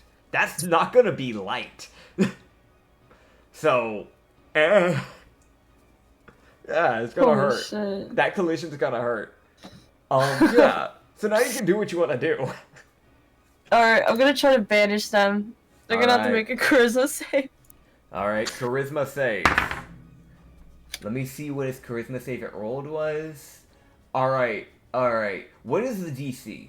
I'm curious. 20. Oh, okay. Because of my tome, it's 20. So, you actually banish this thing. You beat it. The DC beats it by 1. It rolled a dirty fuck. 19. So I'll have to update that. Yeah, I don't so know how to how like long- change the stuff. how long does this thing stay banished? 30 feet, 1 action, concentration up to 1 minute. You can see within range, must say a charisma save between transport to harmless items when playing while the target is incapacitated. When the spell ends, they'll reappear. Okay, so you've managed to banish them to their realm for like a minute. If the target is an aberration, a celestial, an elemental, a fae, or a fiend. The The target target does doesn't not return return. if the spell lasts for 1 minute. Okay, so as long as you don't lose concentration, you're safe. Weirdly enough, very this Target is is a... instead transformed into on a plane associated with the creature's type. Okay. So... Yeah, so you see it disappear. I had to sit there, I was like, technically its domain is the mortal plane, because it's made for the mortal plane, but with it being technically a fae, and with the way that spell's supposed to work, it should send it to the fae plane. So you see this thing disappear. We just avoid like a 1 hour fight. Yeah, no, like, No, actually, we just avoided like a 3-hour fight. No. Like, that was about to be hell. Yeah, no, this thing's just gone. Like, actually, straight up, you've avoided the Nightwing fight. I'm not even mad. I'm happy. Like, this is actually, I'm happy for y'all. That is a really good use of banishment. Your guys' POV, you see me get thrown, put this person in my mouth, like try to slaughter on it a little bit, like try to engulf it, and then you have me look at it, pull my tome, it disappears. Dude. Okay. And it's just gone. Right. Let me... Okay. And okay. Alright, so you now have a new problem, which is not the Nightwing, but now Admiral Locke turned to the group. Do we want to do this? No. Or do we want to turn a blind eye? Did you not see what I just did? I'm not a fae. I don't disappear like that. I can do cool stuff. Okay, I can do other cool stuff. Dude, You don't have to be the Navy's attack dog. Oh, we're really doing this now. I don't think you understand. I do. Not by choice, not by my wants. If I don't, my family dies. If I don't, My doggy. my daughter dies, and my wife dies. Oh shit. So I don't have much of a choice. But if you can give me a good enough of an excuse, I might be able to turn a blind eye, so give me a good reason. We're trying to kill the person who runs the Navy. I need something I can put on the report. If I tell them that you're trying to kill the Navy and I let you guys live, my family's dead. In the chaos of it all, you lost us. With the attack of the Nightwing, you couldn't find us in time to deal with us yourself. You would see him kind of give a look to Admiral Eridov. And you would see her just kind of shrug and go, I never even ran into them. Oh, wow. Yeah, I mean, as far as I know, Umagig died to the Guardian, and, they just were nowhere to be seen. Perfect.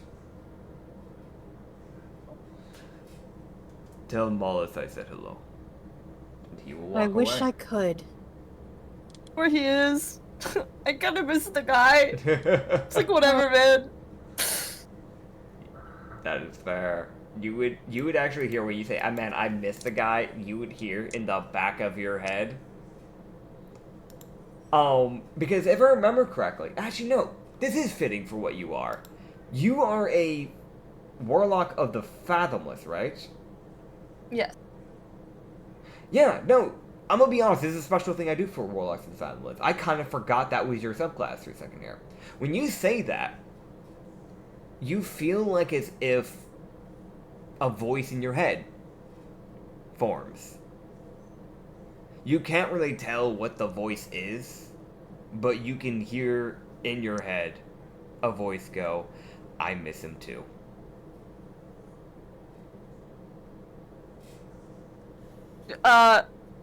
What? I'm confused right now, so I'm spoken about. You know what? Actually, no, this happens to me a lot. Me too, man, me too. This is pretty normal for me. Oh, man. Fucking. Like schizophrenia update. So, you can roll an Arcana check if you want. You might actually get an idea of this. This is such a weird, like, will. side thing out of nowhere, but, like, I legit just remember, no, this is a thing you can do at the Okay, Fathomless. I rolled shit. What'd you get? Oh, you got an A! A! Blue black! Okay. Give us Blue black. advantage through You, doppelganger bullshit. I You don't know. feel that because you banished them so good, you have inspiration. Oh my god. I'm gonna do that. I'm gonna do that, you know? Excellent. Oh, what? What'd you get? What'd you get? You got a 12? 12. Okay, you feel like it was a spirit. I'm really using my brain right now. It feels undead. That's what you can feel. It does feel undead with what you can tell. That's what you can kind of get a gist of. So it was something undead being like, man, I miss him too. What do we know that would be undead? That would His miss? hive. Mouse's family. His entire Yeah. hive. Yeah. Yeah, but I. His Sound like one hive- voice, not like an amalgamation of multiple. It was known that his hive was known to have followed him because he talked about because of his true sign and all that. It was known to have followed him when he was in this world. So kind of weirdly enough, they wouldn't have been able to follow him when he got transported. So it actually kind of makes sense that maybe some of them might still be lingering. Like, well, you were the crew that he chose to be with, so we have nowhere else. We gotta kill them, get them. Oh So, shit. Root, yeah. Yeah. We aren't known for finding peace, and if we linger too long, we'll become shades. Please hurry up. Yeah. Oh hell no. But yeah, no, you can look over. Olana is treating Phalar and Miko at this point while you guys handle all that. I want to mention the demon just got out of the portal. Like, he just showed up. He's just looking like, Again. Again. Dude, again. Yeah. Like, he gives you that look, Lingdry, of like, really? Really? It's not my fault. Yeah, he gives you the that's- sassiest, like, uh-huh. Yeah, sure. No, I believe you. Like, no, I definitely, uh-huh. Yeah. I give the demon a can of beans. He looks at you. Like, again, this demon doesn't speak a word because it's a shadow demon.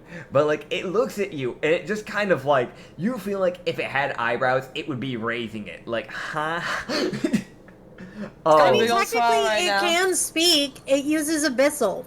Yeah, I'm gonna be honest though, like, the way I've done this one, I've kind of made him more of a mute, like a chosenly mute demon. Like, if he wants to speak, he will, but he doesn't really go out of his way to, type of thing, typically. Yeah, that's probably because the summoner can't speak abyssal. Yeah, it's kind of like, well, my own summoner doesn't know what I'm saying. I'm not even gonna bother. Why should I? Yeah.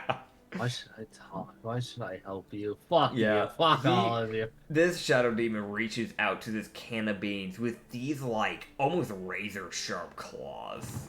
Like, Oh? I'll mention, it's like a crane with how it grabs the can. And it just kind of, like, inspects it. And then goes back into hell. Like, Ah, It has a can of beans now. yeah, it's like, what is this? He comes Well, back I'm with even more beans. Yeah. well, right. Well, Yeah. I'm gonna turn to Nekomata. Want to get drunk? I feel like this is kind of a bad time for that. My captain's knocked out, my chef is knocked out, and there's Right, a lot of right. dead bodies. I don't want to throw up my alcohol. That's fair, I suppose. You're Why is that standing your on a concern? dead body. Why is that my first instinct? Why is that my first instinct? Am I not? Am I not? Usagi, No, I'll drink with Kirla you. was asking why that was her concern, throwing up all the alcohol. Listen, I've seen a lot of things. More than what I should have. Loki turns and look at why is the alcoholic not the one that's suggesting alcohol? That's a good question. Why are you not the one suggesting that? I don't know. Yeah. And turns back to Locke because he actually had something to ask Locke. Oh, Locke already walked off. That Oh, was fuck, I actually mentioned wanted- that he walked away. Fuck. Yep. Yep. Well, I hate to do that to you, but no, like I mentioned like a good bit now ago that he was beginning to walk off. He's So gone. Okay. yeah. alright. I didn't get to do that, damn it. Alright. Yeah, I hate Oh, to well. shut you down like that, but like that's one of the things when I say it, that's it, man. Like unless you go out of your way to stop him on the time, like he's just gonna disappear. Well, so Yeah. Yeah, no, I mean, besides like whatever y'all want to do, Olana's just gonna treat all the injured people that are lying in the snow. right. That is literally all she's gonna be doing. I'm gonna go. Well, I'm Fearless? wasted. We got too many people talking at once. One at a time, please. Read. And we'll go from there. Well, two things. One, I'm going to see if there's any jewelry stores open. Probably Okay. not. Oh my god. After that, I'm going to get drunk. Okay. Issa. Hey, Miko! Mika. Okay, you're gonna talk to There Miko. he is. It's your boy, Lindry. Fearless gonna set up a campfire because it's fucking cold. Valid. That's Loki. so real, honestly. The fuck? Wait, do you need help with that fire? I can maybe help a little bit. Firebolts and control flames. Oh, okay. I could use Druidcraft to make a little light. We can work on that. What do you have Alternatively, Druid I can use burning hands. Oh my Ugh. god. Kayla has fire magic. Me too. Oh no. And flaming sphere. So yeah, I'm be honest. Like you'd probably have to wait a bit for a tavern to open up to get alcohol. By the way, Usagi, or really any shops, because there was just a massive attack that was going on for over a day on the capital from this one thing. People will start saying things back up because they realize that Guardian's gone, but it's just, it's gonna take a bit of time for people to leave shelter because people were like literally hiding for their lives. I feel like that's a pretty fair thing to assume, that people would not want to die and cower in their rooms because they don't know how to fight. It's pretty fair. The desert dwellers. The what? Okay. So you would have to wait like probably an hour or two, maybe 3. Understandable. Yeah. So it'll probably be like sunset, like around there, before you'll actually be able to get that alcohol. What was that one other thing? Could you give me 2 things? I'm looking for the freak. Well, first I was looking for a jewelry store. Yeah. You'll definitely find them. You've been to the capital. You're born here, so you know where to find them. It's just they do have to reset themselves back up. Yeah. Yeah. Okay. Yeah. Well, what's the what? All right. Right. Well, I feel like spending a lot of money. What's the most Okay. expensive jewelry store I can get my hands on? I can get my grubby little mitts on. Okay, you can go loot a corpse. Roll me a sleight of hand. No. I want to go loot Yumagig. I want to fucking find his bullshit. Okay, go for it. Oh, that's fair. Yeah, so you can go to that shop. You can. There's a lot of gem shops out there that would be relatively expensive here. This is a place that is known for this sort of stuff. So, it's not going to be as high quality as La Calor, because La Calor is literally one of the fanciest islands out there. This is where, that has, noble galore living there. But, This will mean more, because, it's my home. Yeah. I get it. I get you. Yeah, you can definitely go to one of the shops that are, a little bit more on the expensive side. What type of rings are you trying to get them? Because, one person's a lot more on the fancy side, another person's a lot more tribal. So, two very different types of people that you're trying to buy rings Well, for. Well, one's like, well, I'm looking for one that's like ridiculously like, fancy, covered in gemstones and shit. The Okay. other one, basically it's the kind of metal band that would aid in like that it would look like. It looked like a bludgeoning instrument, like. So more like a bulky ring. Yeah, like a big one that it looks like if you chopped 3 of the finger holes off brass knuckles, I get what you're saying. My dad had his wedding ring that he used to have. It was like this really bulky ring that like anytime he gave you like a fist bump or anything, it felt like he was actively punching you like your hand with like a knuckle duster. So that's badass. Yeah, anyway. Yeah. You can definitely find that sort of thing there. I'll be honest. I thought you were gonna wait for La Calora. Yeah, but I don't know when some terrible thing is going to come down and nearly kill me. Fair Yeah, enough. but blood gems. What? Yeah, but blood gems. I don't. Here's the problem. I don't want to wait until the next island and nearly die. Again. When the world is actively crumbling around us. I mean, the world won't end without the gods. It'll just have to go into autopilot. Yeah, it'll just go into an autopilot. It's just the gods keep it more stable.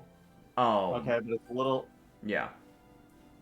See, I thought about that, but if I can get good stuff here... After all, something that I have learned. It's not necessarily the amount of money It's not necessarily the amount of money. It comes from...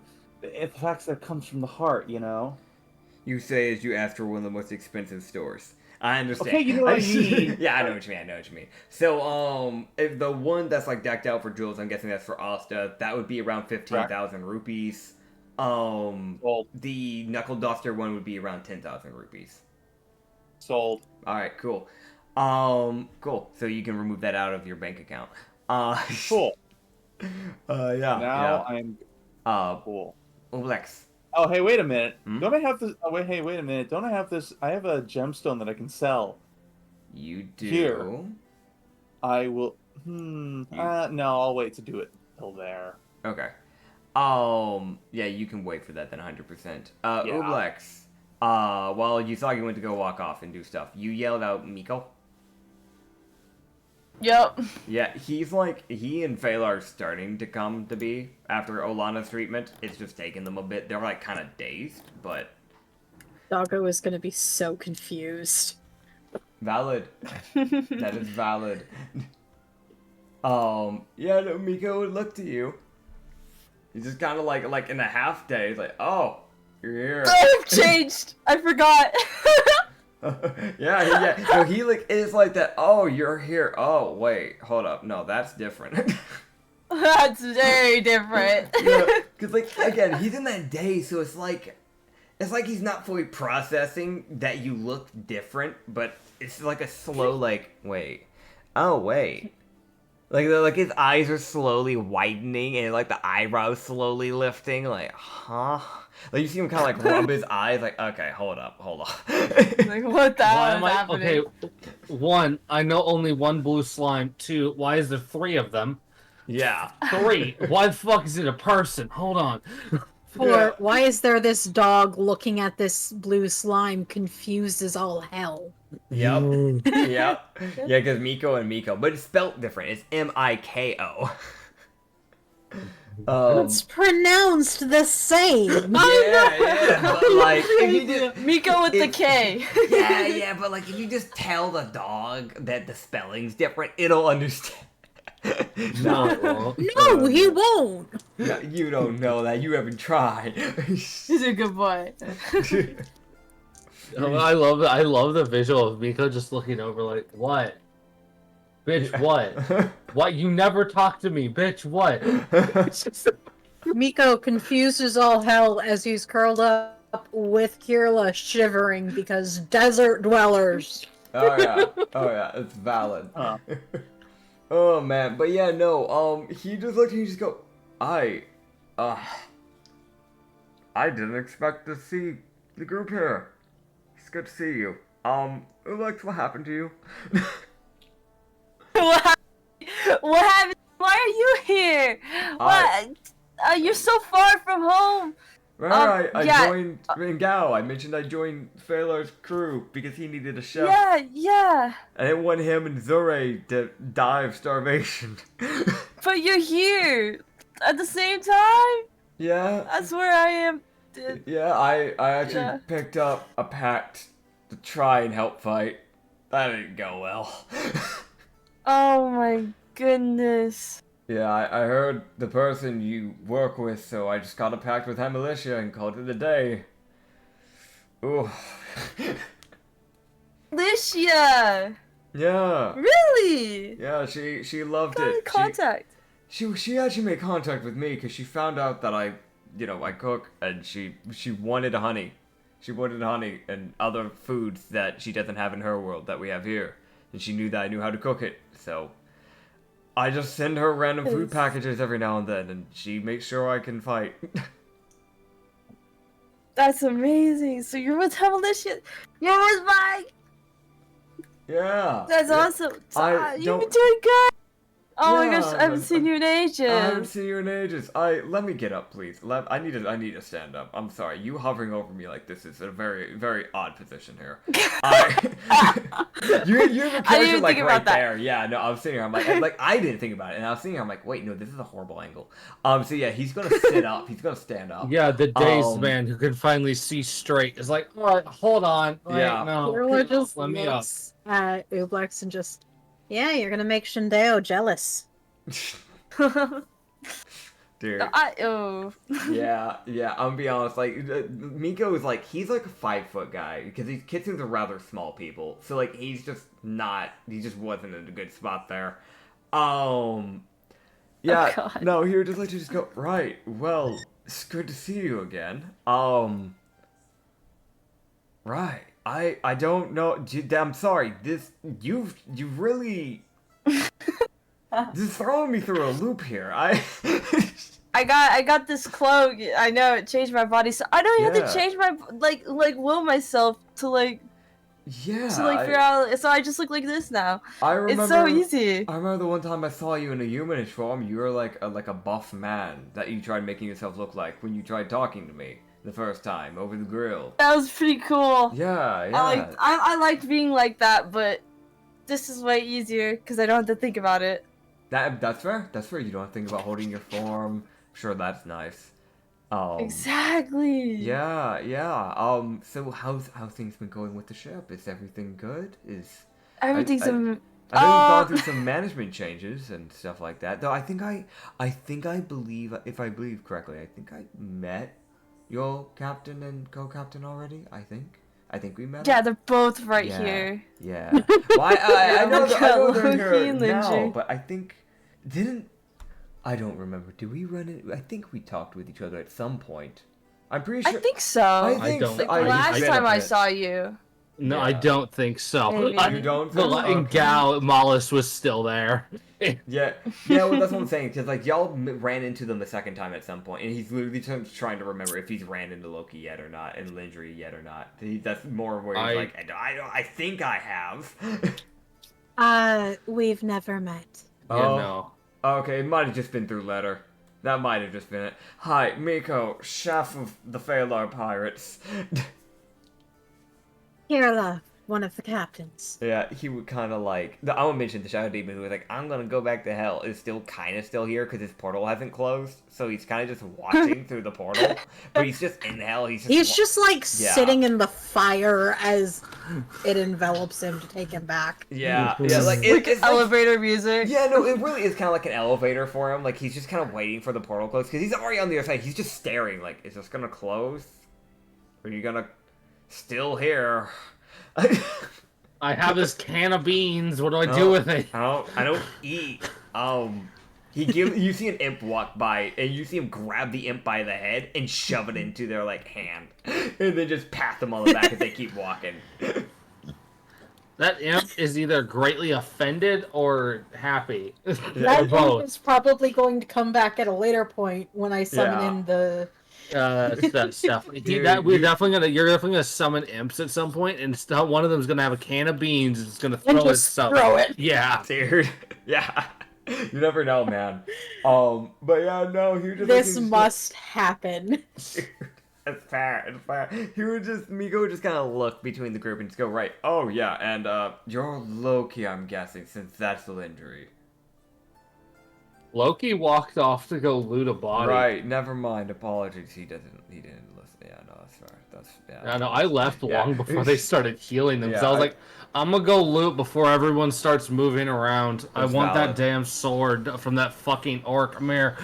That is valid, completely valid. I want your damn stuff. Kirla is just leaning against her Miko, just like warm. Warm. That is valid. Oh man. He is risking freezing to death. Just- But he wants the damn stuff. Just his little tiny forked tongue just sticking out like it's too fucking cold. Oh man, yeah, no, that's fair. That is honestly valid. Yeah. So you guys can, yeah. I don't know. Like, unless you have something else you want to say to Miko, it's really just him just sitting there going like, yeah, let's catch up type of thing. Like, what happened to you? Yeah, we're just catching up. I'll just yap to Yeah. him about what we've been through. Why somehow Malice is gone, and then that other guy we don't talk about is gone. yeah. That is valid. Kinda That got is valid. killed. Yeah, that's fair. You can see, Kind like, of. you see him, like, show concern for Mullis, and then you don't see really any reaction from the other, but... Yeah. He was That's turned crazy to work. dust. I mean, I'm being real, I think his one interaction he had with the guy wasn't a good one, if I remember right, so that's why I'm saying that. Like, if I remember right, legit, it was kind of like a, type of reaction. So... That guy. Yeah, Kirlo would just mention the turned to dust by Limius. Yeah. Just kind of sits there like, okay. Then we had to get captain, and then we're like, oh, these two would be good co-captains, and this guy, he just showed up out of nowhere. Oh, we found out where he showed up from, and yeah. That's fair. Well, I'm glad you're fine. Glad everybody else is fine. What happened to the garden? Good question. Ublex, what happened to the Guardian? Cheat codes. Codes. Cheat code. Right. Yeah. Alright. What is Hemla, a she'll cheat probably code? tell me about it later anyways. She likes to gossip about knowledge anyways, so that's nothing new. Yeah, she always. Yeah. From my understanding, because she doesn't really have... She has, like, I think I'm one of the 3 male followers in this entire world she has. She seems to gossip more to me than to the women followers. At least that's what she's told me. I don't know if that's actually true. I think it's just No because... way. I think it's because... I don't know. I don't know her reasoning. Sounds like Kikas. Yeah, You that got sounds the like Kikas. tea. What the? I've got the tea. That is true. Right. As for... Yeah, I think, yeah, you got your rings. Yusaki. Yep. I don't know if there was anything else besides... I know you said you went alcohol, right? Yes. Yeah, so like... I need. Actually, I need. Yeah, I know. I need to. Is there a wine store? Oh, so A you're place where I just can buying. get- You're not going to go to a tavern. Okay, No, I need it. You like, could I go need to, for like, that. a wine store. Let me see. There'd probably be, like, a wine store. The question is whether or not it's still intact. Yeah, 'cause it's- wine Well, There's stores... always hey, the it's- alcoholic Hey, it's who hey, it's always going. has Hey, it's alcohol going. on him. Frankly, Yeah. I don't trust you to give me fancy stuff. I mean, Damn. like do you he have just fancy there's like stuff? 4 alcohols he You drinks. could go to Kirla. I could. There I is... could. There is Actually, also if I guild track art. down- Frankly, Kirla does have a bit more refined alcohol. Fine. I'll go She also ask- makes mocktails for Miko. Okay, well, I need actual alcohol. But, you know what? Fine, I'll go ask Kirla. To give me Rex. Rex? Like the T-Rex? Recommendations! Oh, Like- okay. Yeah. Finish the word. I was like, what does that mean? What are you saying? I've never heard anybody say Same. just Rex. I've seen people like abbreviate it in text, but I've never actually heard anybody say it out loud. So I actually was like, Okay. huh? I think Anyway. that threw us all for a loop. That's fair. That's fair. fair. They're Okay. recommendations. Okay. Alright. Yeah. So, do you have any suggestions for good alcohol? I'm used to drinking the cheapest I could possibly get a hold of. Depends on what you're wanting it for. It's for a romantic evening, okay? I recommend champagne. Okay, thank you. Any more specifics? Soggy does not drink champagne. You can roll me a He history drinks- check if you want. He drinks shit. you- Like, You can roll me a history check if you want, Landry, to see if you know any specific company names off the top of your head. No. No? Rolled horribly? I'm That is a guessing? nat 2. Yeah. I will roll, however, for Phalar, who would be hearing this. Because he actually, oh my god, of course you roll well for this. So Phalar can give you an answer to this. He can actually give you some name brands if you want. Okay. Okay, cool. So, you would look, so like you'd see Phalar just kind of like starting to get up finally from like the wall. I want to mention that area that he was sent through. He went through that building. Like, Olana kind of had to drag him, like, through at least 1 or 2 buildings to bring him over to this area so she could actually work on him when she did that. okay. He was sent. But yeah, so he, like, starts to get up. He's like, I think I have a few, if you want. Oh, good. So, in Himfind, one of the few things we did actually sell was wine. That was kind of how we made most of our living, besides fishing. There's a brand called, I think it was called Cocoa Connection. Yeah. It's a fairly sweet wine, but it's commonly taken up by nobles. Interesting. In Crux Okay. Dynasty, we used to get some from this country that would be shipped over from time to time. It was very rare. I only know this because I myself kind of prefer wine. There was the one that I used to get, I think it was called Paragon. That was the brand name. It was just called Paragon. And if you went to Le Color, there's a wine called, I think they call it the Olive Brew. And if you wanted something from the Hell-Chained Islands, there's one called, I think it's the Gentle Hell, if I remember right. Oh dear. That's a fun name. Indeed. That's what I know, at least. Kirla is trying to remember what her parents drank. What her parents drank? You can roll me a history check specifically for that. I'm fine with that. Huh. He does not remember. That is a natural 1. You can't remember. When you try thinking back, all you can think about is the image of your dad burning up. Oh dear. Her dad wasn't burned. Her dad was shot. Yeah, no, I know that, but, like, that's what's coming into your head. It doesn't matter if that's what happened, that is what's coming to your head. Yeah, Kirla just hugs Miko, just with this very depressed look on her face. Like, I can't remember. That's fair. I want to mention, by the way, I just want to put this out there, y'all really I'm just going through the Guardians thing, and y'all really avoided a fight there, holy shit. Yeah, we I really love that did. crit! It Gotta love had- those crits, baby! Yeah, I'll be straight up honest. It had a Finger of Death ability. It had Soul Cage. It had Blade of Fucking kidding me. Disaster. Power Word Stun. There can't be an ability called Finger of Death. Are you kidding me? No, that's a so- literal spell. It's a 7th level Yeah, it's a normal yeah. spell. Yep. I hope you realize that if anybody ever uses that again, I'm going to be making the worst jokes ever. Linneus used Please it on no. you.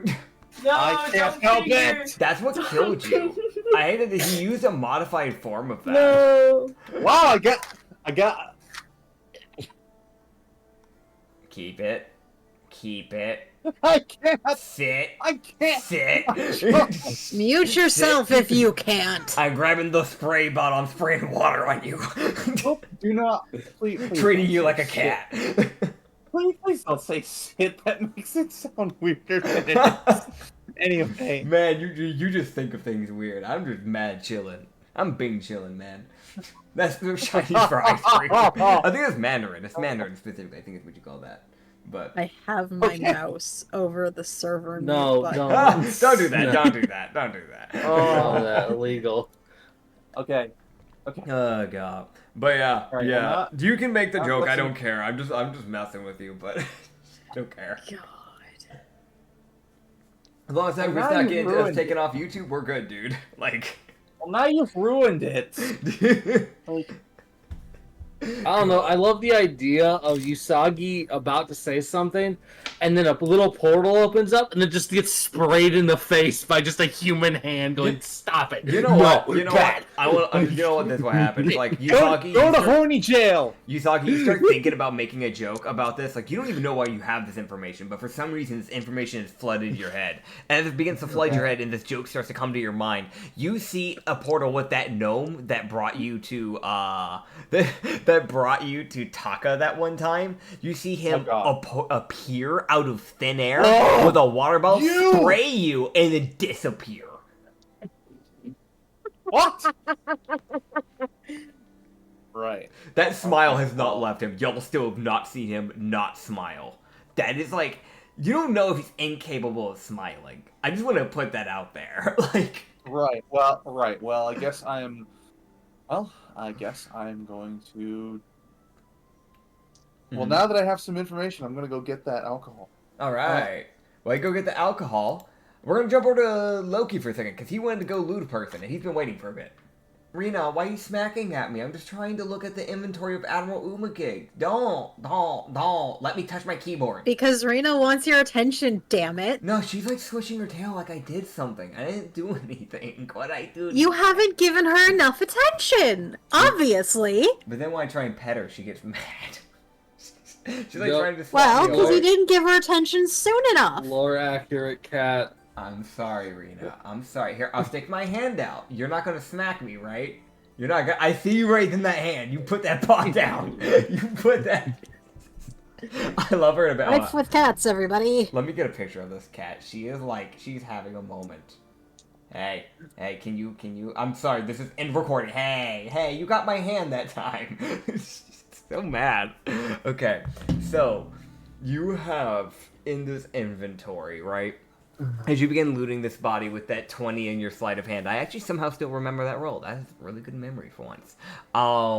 So you managed to find on Admiral Umagig, well, kind of scattered around his body, like going up to his body, there was like a trail of rupees. Like it looks like they punctured his bag with whatever they did to send him flying. Now, I want to mention, he wasn't a small orc. He was a buff orc. Like, he had, like, these insane tusks. And then he just had, like, a white kimono with, like, the Navy's, like, emblem on it. Like, he was a modest dressing orc, because he was still a samurai. Though his motives might not have been very admirable, but, or noble for that matter. But still. You would find on him, besides the, like, rupees they pick up on the way to him, you pick up, like, 300 and, I'd say 95 just rupees. Just been scattered. You would find a Frostborn Longsword, which I think is, like, a +3. That should be a very rare, if I remember correctly. Rena, why are you still so mad at me? I haven't done anything. Why are you so Frostbrand, longsword. Yeah. A bag of holding. That's okay. You find a collar with a bell on it.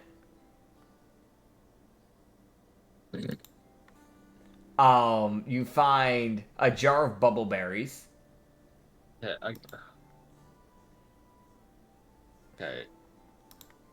I got it. What is the item like? What do you mean? What the bell? Oh God. Okay, is it this one? I think it's this one. I don't know. Bell collar. You'll see it. It's green. Cool, got it. Cool. Besides that, you have a concealed cast bandana. Seal cast bandana. A cloak of elven kind.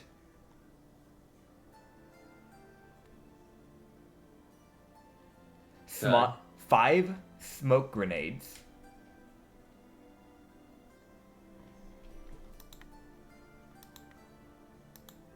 And a belt of the stone giant.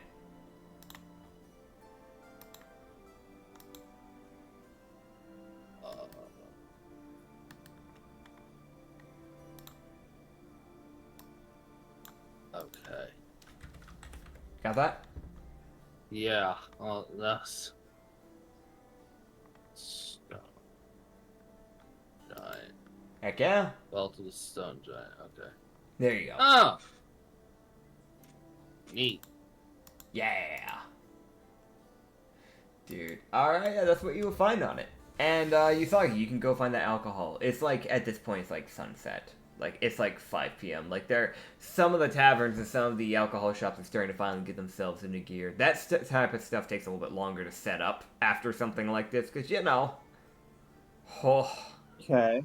Yeah. Yeah. It's one of those weird things where normally stores wouldn't set up the day after something like this happens. Normally they wait a day or two to do this. But I'm going to be honest, it's kind of one of those things where they're sitting here like, well, the people are already walking around, and they might actually just need alcohol to get their mind off of what just happened. So, it'd be a bad business thing to not be open. Even if I don't want to be. Okay. Be a lot of lost money. I'm gonna be, so, yeah. At least I'm gonna be giving you a lot of money. Yep. You can just go to a shop or a tavern, up to you. The fancier stuff will probably be at the actual stores, so. Okay. Yeah, you can go to a Crust Dynasty one. What type of alcohol are you buying? Well, champagne, yo. Okay. At least 3 bottles. 3 bottles. Okay, cool. Yeah, you can buy 3 bottles of champagne. I mean, champagne's like a little bit more on the expensive side, so it's like, here, I'd say it's probably like 45 rupees each, so, you know, you can do the math there. 45 times 3, I believe in you. Please, I'm rolling in so much money right now, I don't need... Y'all are chilling. Like, if I remember correctly, y'all got like a massive amount of money at one point. Like, y'all should be fine for a while. Yeah. We're also still waiting on that bounty. Yep. Oh, don't worry, that's coming. That is coming. All right. Yeah. All right. I buy 3 bottles of champagne. Yep. You buy 3 bottles of champagne. Yep. Okay. I'm gonna guess you're like just kind of hiding that away for now. I'm guessing because I'm guessing you're using that for your wives or future wives, hopefully. Unless like you actually get declined, which I doubt will happen. But I don't know. Drama. Yep. Yeah. People getting thrown overboard. Barf. How dare you? Bang. Nah. Alright, he's drowning. There's a hole in the ship. Oh, man. The hole is just a shape of Usagi's silhouette. It's about like cartoon type of like... Looney Tunes as fucking hole. Nah. But actually though, you can grab that. Y'all can choose to rest for the night in the capital if you wish. The people will be more than willing to just give you, and as well as Phalar's crew, just a resting place. Because I'm gonna be real. Y'all are kind of the reason why they are okay. So, yeah. The Admiral Aerodove will just let you guys know she's just gonna turn a blind eye. She's just gonna go like, I never saw you type of thing. But she's gonna pretend to, quote-unquote, work for the Navy, quote-unquote. She'll make sure she's there, on the Ho-Chained Islands when things go down. So, yeah. As long as Kirla has somewhere warm to sleep, she doesn't care. That is valid. That Does is the weather valid. fix itself, or is it just still snowing? Oh yeah, so I could have mentioned that. Thank you for reminding me. When the Guardian was banished, it stopped snowing. Thank God. Granted, it means that the temperature will slowly start going back up, so it would like take like the night before it starts getting to like good temperatures again. But it's like for that rest of that night, you're still kind of like under heavy covers. Like I need warmth, and Ubuk's still kind of fighting the whole like freezing thing. Except now you at least don't have icicles forming on you when you're asleep. Now it's just like you're just cold. You just feel stiff. Kirla Come takes cuddle me, bro. advantage of I'm super having cold. Cuddle, yeah. So you say cuddle. Shindeo teleports in, and yeah. Yes! Kirla takes advantage of having big doggo and just Heck yeah. Nice. Keep me warm. Keep me warm, bro. Dude, I want to be honest. Pretty It's like, I want to be honest. It's one of those things where everybody's like over here, like you have Shen and Ubux, and then you have like Lindry and that, and you see a lot of just look at Loki. It's cold. However, I'm not gonna do that. She walks away. Can't we have like a group? Loki is just like Cuddle. drowning out the fact his body is cold with alcohol. Like No, that's valid. That's valid. he is drinking a few extra bottles because he's like, fuck off, cold feeling. I Yeah, will be numb before I am cold. Fuck you. that is fair. That is fair. I'll be honest. No, actually, a lot of probably would come back like, "Hey, can I use your tail?"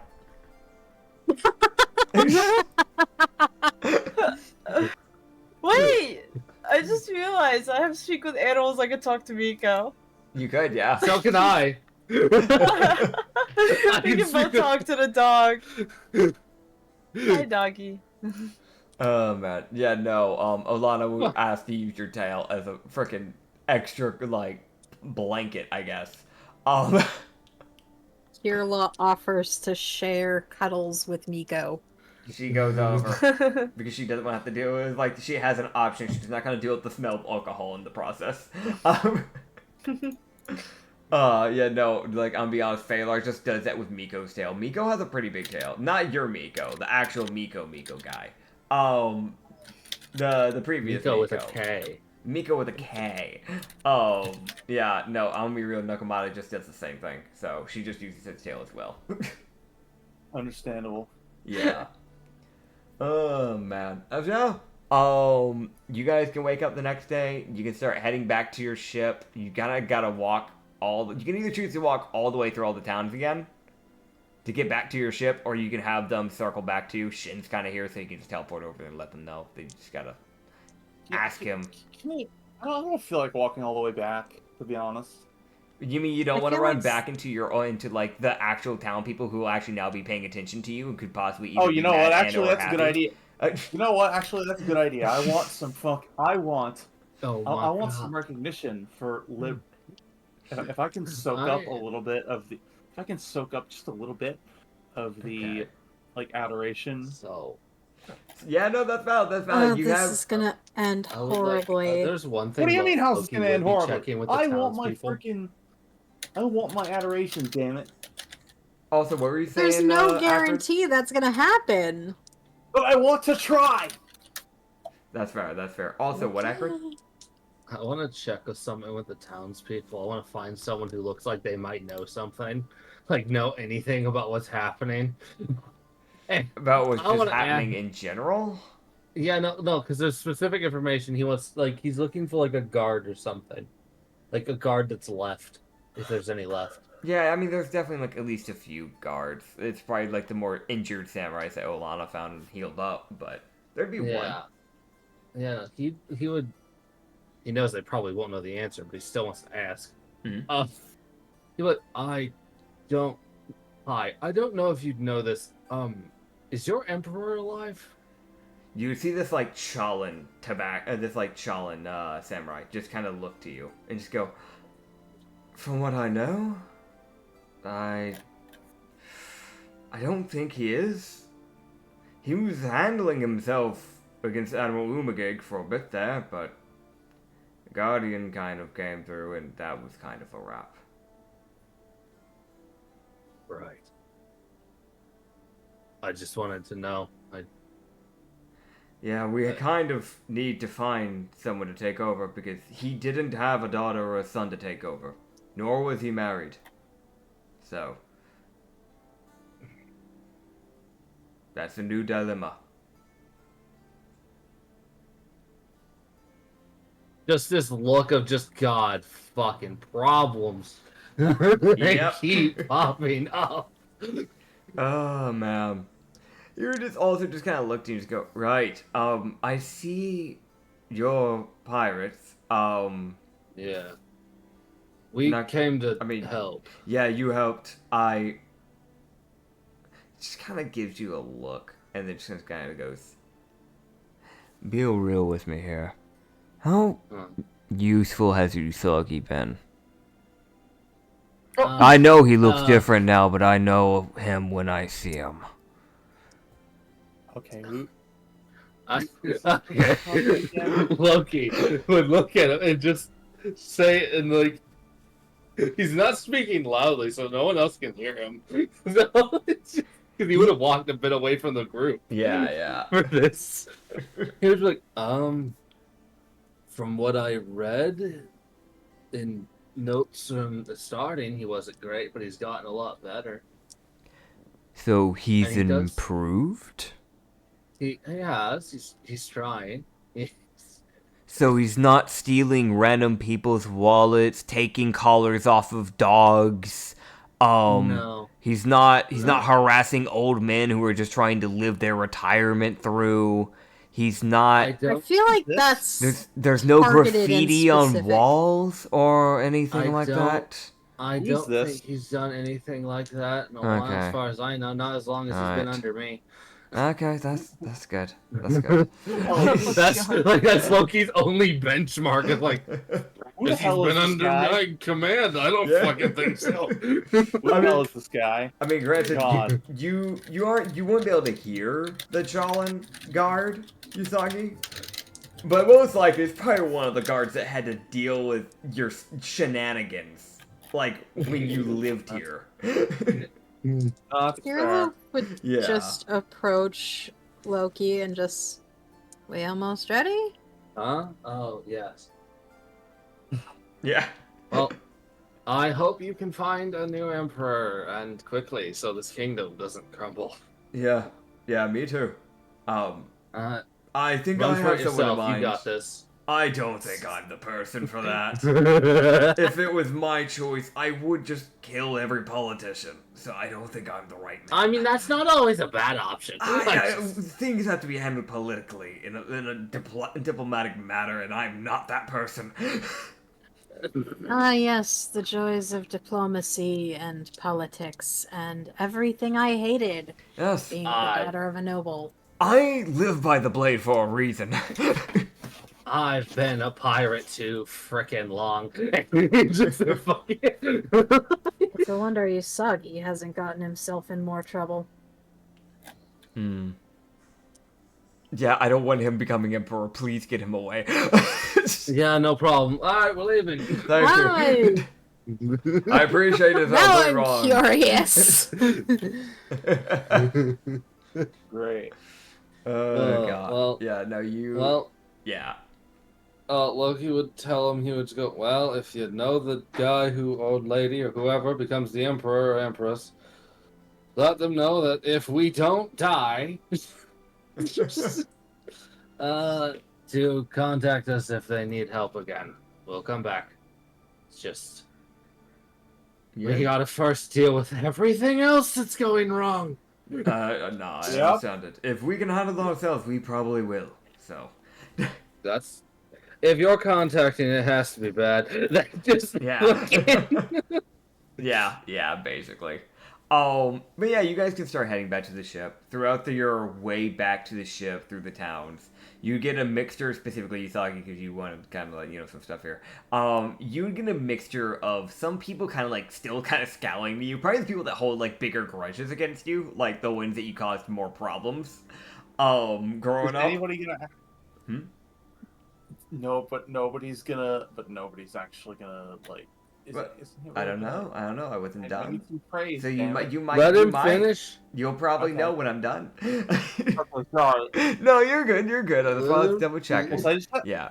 also, the comically large sword I have on my back. Yeah, it's probably doesn't goofy. It's funny. I'm gonna be real because it's like almost big enough to be an Odachi. It's not quite, but it's almost. help. How long is it there. again? Like 3 feet? No, it's bigger than you. Because you stand at like 4 foot, right? 4'6" now. Yeah, but yes. yeah. This thing's like 5'2" in height. Like it's there. It's there in length. Yep. Yeah. So you would get a mixture of like there's the scowls from like the people who hold deeper grudges. Like you recognize one of them would be like this really old man that you remember just like causing like constant like not really like big problems. It was just like really just annoying problems. Like you would steal like wooden bowls from his cabinet, stuff like that. Like just like really inconvenient things. Or like you would like knock on his door and then run away, and then just like while he was like looking, you'd go through his window to steal something real quick and then run off. Okay. Just really goofy things like that. And then you have like some people that would like kind of look at you and just go, it's him. I'm very mixed on this. Like I want to strangle you because you're back, but also like you did do some stuff, so I can't really be fully mad. It's more near like your actual hideout when you get through that final town, like the more like like the town where you did your first fight set on that bridge area. That's where you'd actually started seeing some people that actually give you some more praise because there wasn't as much chaos and y'all were a little bit more in the limelight to actually be seen. Because in the capital, a lot of people were hiding, so a lot of people didn't actually see what happened to the Guardian, and a lot of people didn't see what happened to the Vice Admiral in that fight either because it was in like an abandoned building. That they took base over in. So, but in the other one, it was like in broad daylight for people. So you'd see there's like 1 or 2 people that still kind of hold that grudge, but there are actual people going like, oh yeah, you did great. You just finally changed your life around. Took you a bit, but you got there. Proud of you, bud. Like that sort of thing. Like, thank you. Yeah, you would see like a kid just go up to you like, hey, remember me? That's what I thought. And then they disappear. As they stealth. History check if you Usagi. Jeez. What? Oh no. Remember me, bitch. That's what I What's that thought. history? Let's see what you get. Actually, you know what? Roll? Yeah, roll me history and also roll me a perception while you're at it. Fine. Oh Okay. no. Alright. Well, my history rolls suck, but... Okay. I rolled a Oh, it's 14. perception as well. Okay, 14. Okay. And what about the perception? Perception, let me... I have advantage on perception, so... Okay. Is it because of your bow? Because you have to use a charge for your bow to get advantage. No, I just Okay. have... Oh wait, I clicked it. You wait. have hearing ones. No, it's you're hearing. more Then for it's sight. 13, Yeah. never mind. Okay, 13. I Okay. rolled perception as well. So, with your Can I history... roll based off of passive? Sure, I'm fine with that. With you, with To keep with your track of passive, this sure. kid. Yeah.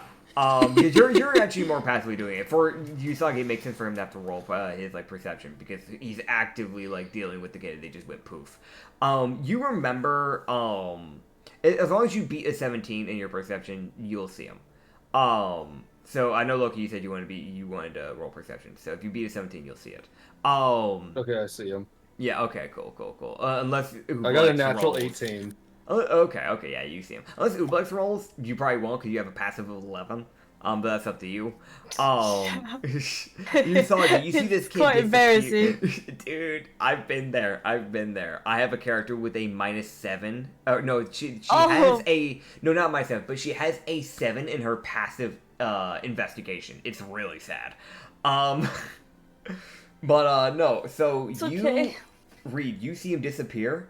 And like it hits you in the head immediately, like, oh god, that's the kid that like the human kid. Before I left, I trained him to just be like a problem. I taught him one specific thing, and because you failed to see him in time, he kicks you in the nuts because that's the one thing you taught him. And then he just goes, "That's for not remembering me," as you're just on the floor. Karma coming to bite you in the ass, ain't he, Soggy? Good job, little one. Keep it up. Thanks. I'm here all day and night. Technically, I live here. And he disappears again. Good job, kid. Heck, Good job. he Jirlo watches the kid walk away. Yeah. Oh yeah, the kid disappears. But yeah, so you know you did leave you were a quote unquote mentor for a kid.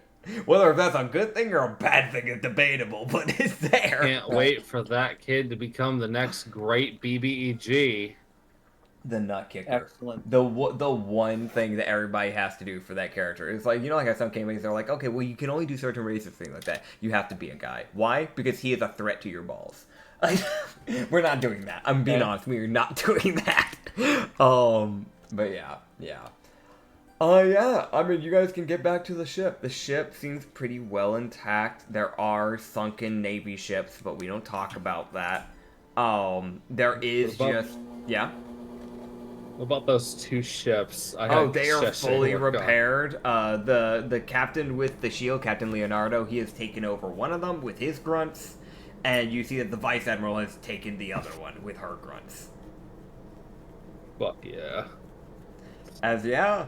They are also starting to get ready to sail. They're making sure that they have, you know, any supplies they need, that sort of stuff. So she kind of has them, like both of the captains have. The Vice Admiral is technically a captain now because it's fleet captain for you. So, but no, they'll start setting things up to sail out. So.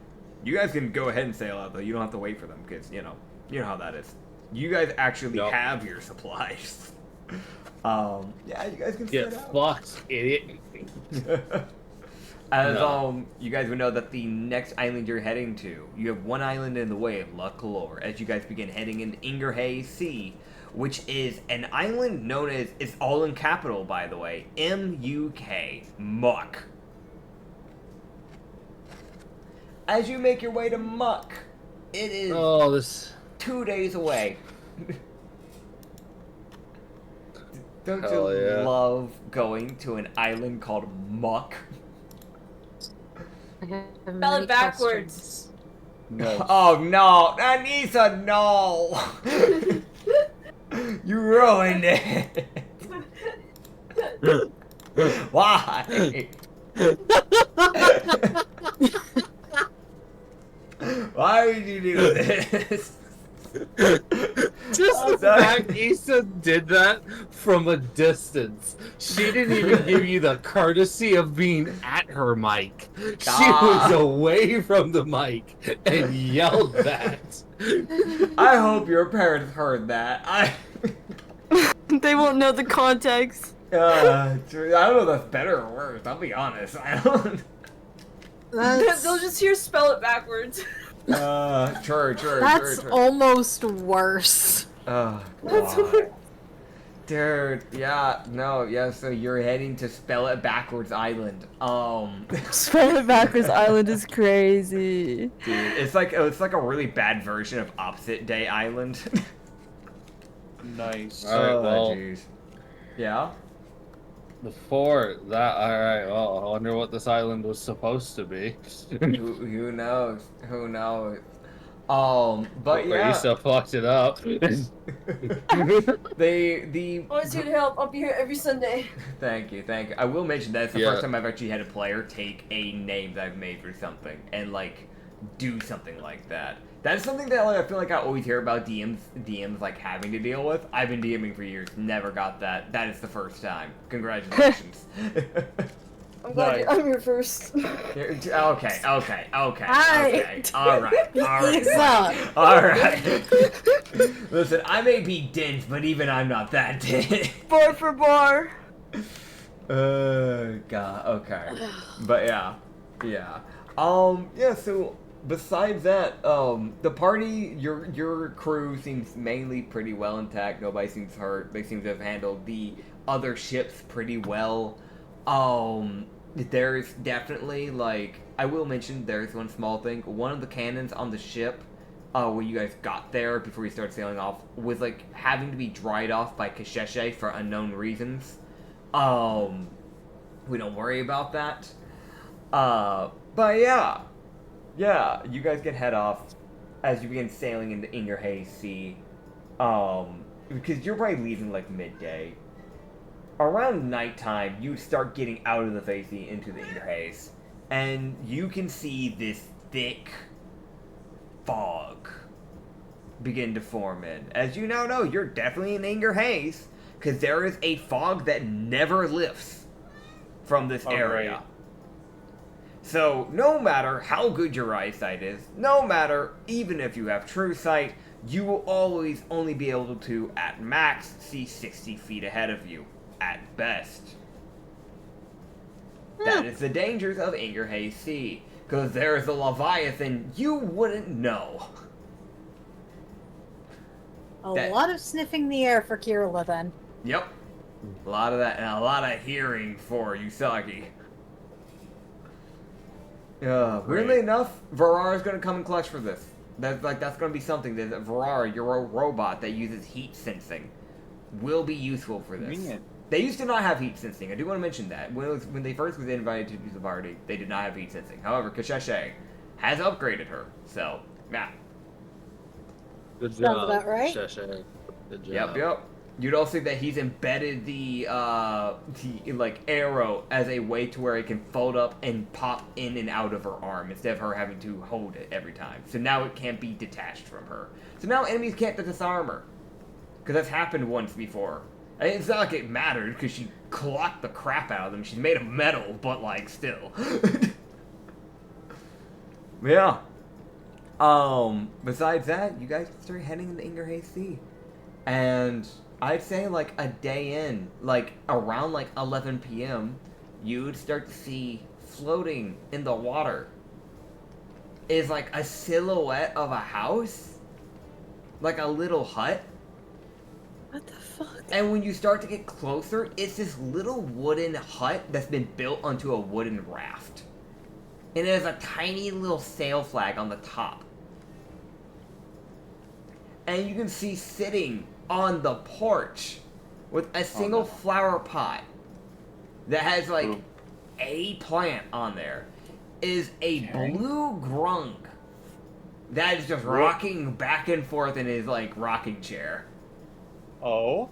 He just has a big old smile.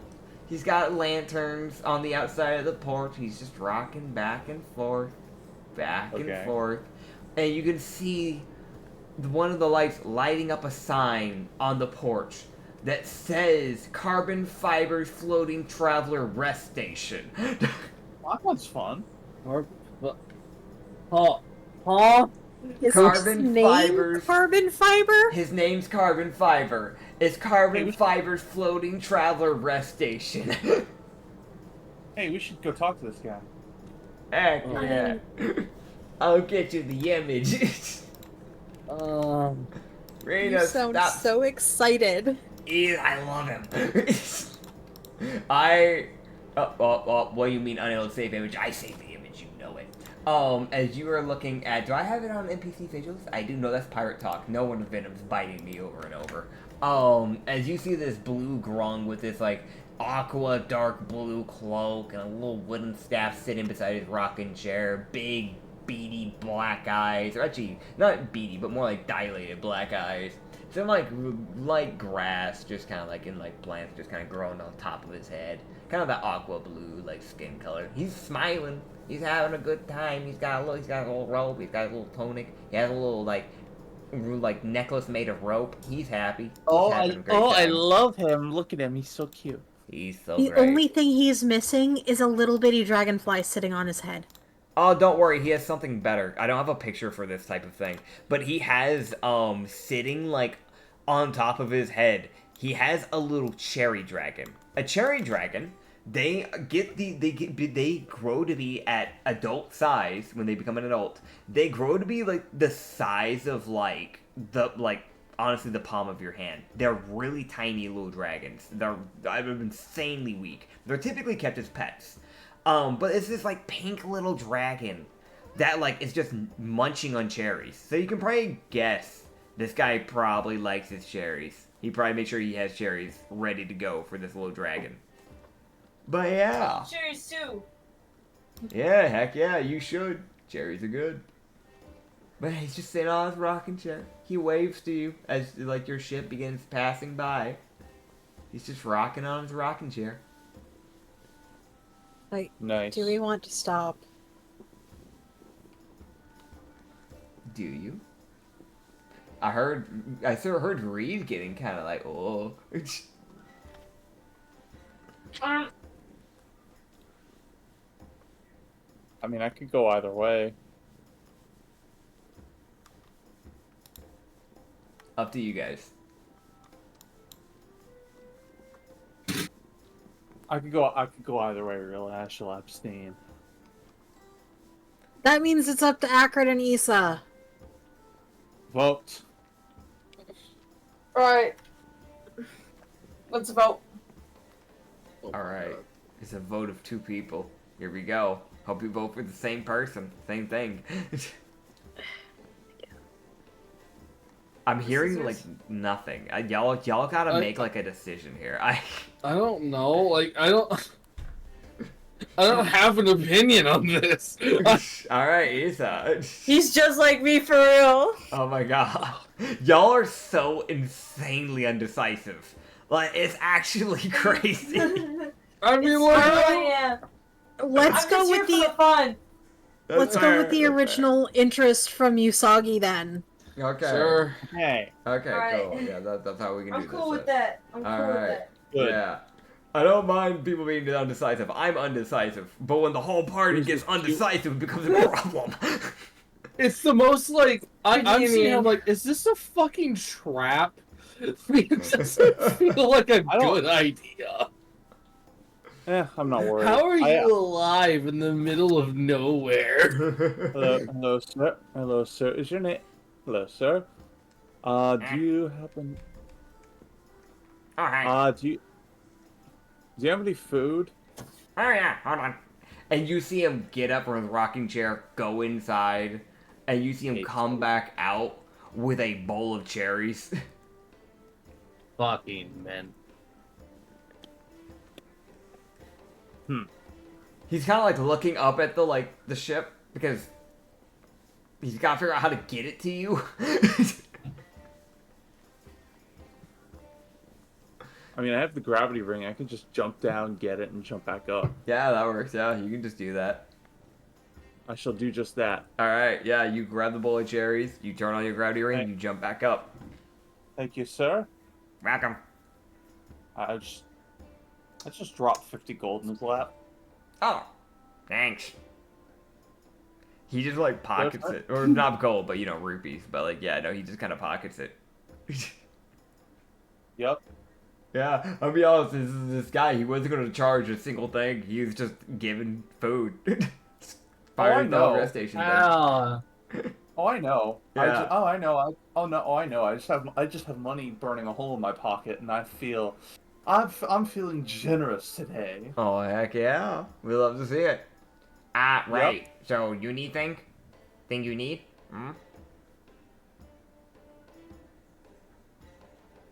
Like what? Well, I have bathroom. It's rest station. We don't really we have bathrooms on the ship. Okay. I know some ships don't. We have, and you see his eyes start going separate ways, and Jin just, oh yeah, information. I have information pamphlet. Frogs. We have free frogs. Okay.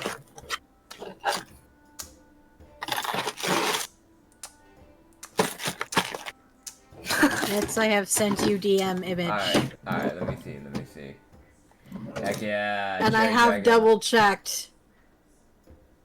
Oh yeah, This is not drawn. Yeah, that's definitely AI. Oh yeah.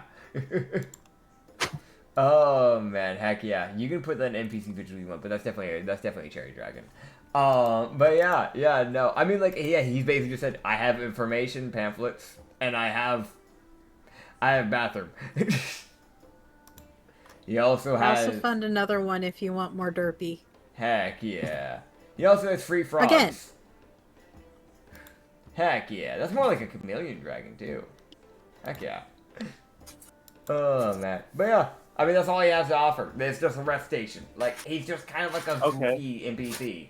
His whole thing is that he floats around and the people are starving and they forgot to pack food. He's kind of just there. Like, it's really like a weird, like, Nat 20 encounter. It's a random encounter. I just rolled for it. It was really just one of those things where it's like, yeah, if you're starving out at sea, he's actually the kind of a lifesaver. Fucking legend. Yeah, but he also just has an information pamphlet, so if you want to know about your next island, he can get you an information pamphlet. Yeah, sure, why not? Okay, so he'll go inside and he'll grab an information pamphlet. I don't know if you guys have ever been to a visitor center, but that's really what he is. He's a visitor center. Okay. So, yeah, he'd go back, he'd go grab the visitor pamphlet. I don't even know what Issa's doing, but I can hear that rustling. I don't know what you doing. You doing all sorts of things. You would know. Oops, I'm pretty sure I just heard a microwave. Yeah, it's a microwave? No, that was. I'm pretty sure that was my door closing. Hold on. Hear that? Hear that? That's fair. Wait. Oh, I hear that. Yeah, that's That was my door closing. Dang. Not even sharing the cinnamon rolls with us. Never I'm mind, that's sorry, Anya. guys. I got offered these to really share cool cinnamon pants. rolls. Yeah, dude. Oh, dude. Next time I go over, you gotta make cinnamon rolls. You gotta. I would say I'd bring food, but like I'm afraid I'd poison you somehow, so I don't trust myself. There's a number of people who would. Yeah. You guys want to see these really cool pants? Yes, do it. I want to see the cool pants, but also, yeah, no, you learn from Muck that it is a swamp island. They're known for their marsh, colossal crocodiles, giant snails, and their stilt houses. It also has a warning on the pamphlets, letting you know, hey, the island's known to be a bit sketchy, and the people that live there tend to be a bit sketchy. So, tour around at your own safety and regard. Yeah, basically, it's like the most, like, it's a swamp. It's a lot of people goofing around. You don't know what you're gonna find. Also, I've gotten the picture of those jeans. I love those jeans. I love them. Those are awesome pants. I don't know if those are jeans. I can't tell with the texture from the picture, but those are cool pants. I like them. Oh, They look They're like my cargo jeans. pants. Heck yeah. They look comfortable. Cargo pants are such They a are. vibe. I need more cargo pants. I only have one pair of pants. I like one cargo pants. It's like a black pair. I got rid of my last pair, and this is my new pair. It looks I good. need more cargo pants too. Heck yeah. You're welcome. Absolutely killing it. Okay. Pretty cool, yeah, no, huh? you So can- cool. That's what This you is can learn from the swag. pamphlet. Use the swag. That's what you learn from the pamphlet. Basically, swamp area, giant snails, colossal crocodiles, sketchy people. Yeah, basically just watch your belongings. So yeah, that's the swamp for you. If you want to check out a swamp area, you can, or you can just stay on the boat and just not bother. But that's what Muck is. I vote stay on the boat. Same. Fair. I mean, if you want a pirate fleet, like, you could get some really sketchy people for your pirate crew. That's like the one. That's No. the one thing. I Yeah. don't think that's a good idea. We're a crew that's supposed to have more. Yeah, that's valid. That's valid. Absolutely not from this island. No. Yeah, that's valid. So, like, the next day, you would just get there, and you just park. You just put your thing down, just go, alright, we just gotta wait for the pose to set. How many days? 1 day, thank God. You're like you We guys... literally get far enough into port that it can reset. Yeah. Do not drop the gangway. Do not leave the ship. Yeah, yeah. I'm gonna be real, Nits. The way you described this, the way you set up Muck, literally only had reasons to not interact. This is one of those places where it's like you can sell colossal crocodile scales and stuff like that for a high value. So it's like it's the best place if you want to go monster hunting. Like that's kind of the attraction of this place. Is monster hunters make a lot of money off this. You don't have to be with the Monster Hunter Guild. You can just kill monsters and sell them to people. Like scales can be sold to blacksmiths because they can use those scales, and armorers as well. Things like that. So it's a thing of you can get a lot of money off this type of island, but there's definitely risk. So we have a doppelganger demigorgon. I really don't think it's a good idea for us to stay on this island any longer than we have to. That is fair. Yeah, so I'm be real, the only person that would even bother going onto this area, at all, in your entire crew, is the one man who literally just doesn't have anything in his inventory, which is Shin. He just leaves his daggers behind. She just has nothing. Yeah, no, I mean, the only things he ever carries on him, because he doesn't carry money on him, he just gives his daggers temporarily to Ublex. He just walks up to you and just goes, "Hey, Ublex." Yes, baby. You see him kind of go quiet for a second, look away, look back. You can't just do that. Here. He just kind of hands you the daggers. And then he'll go off into the island.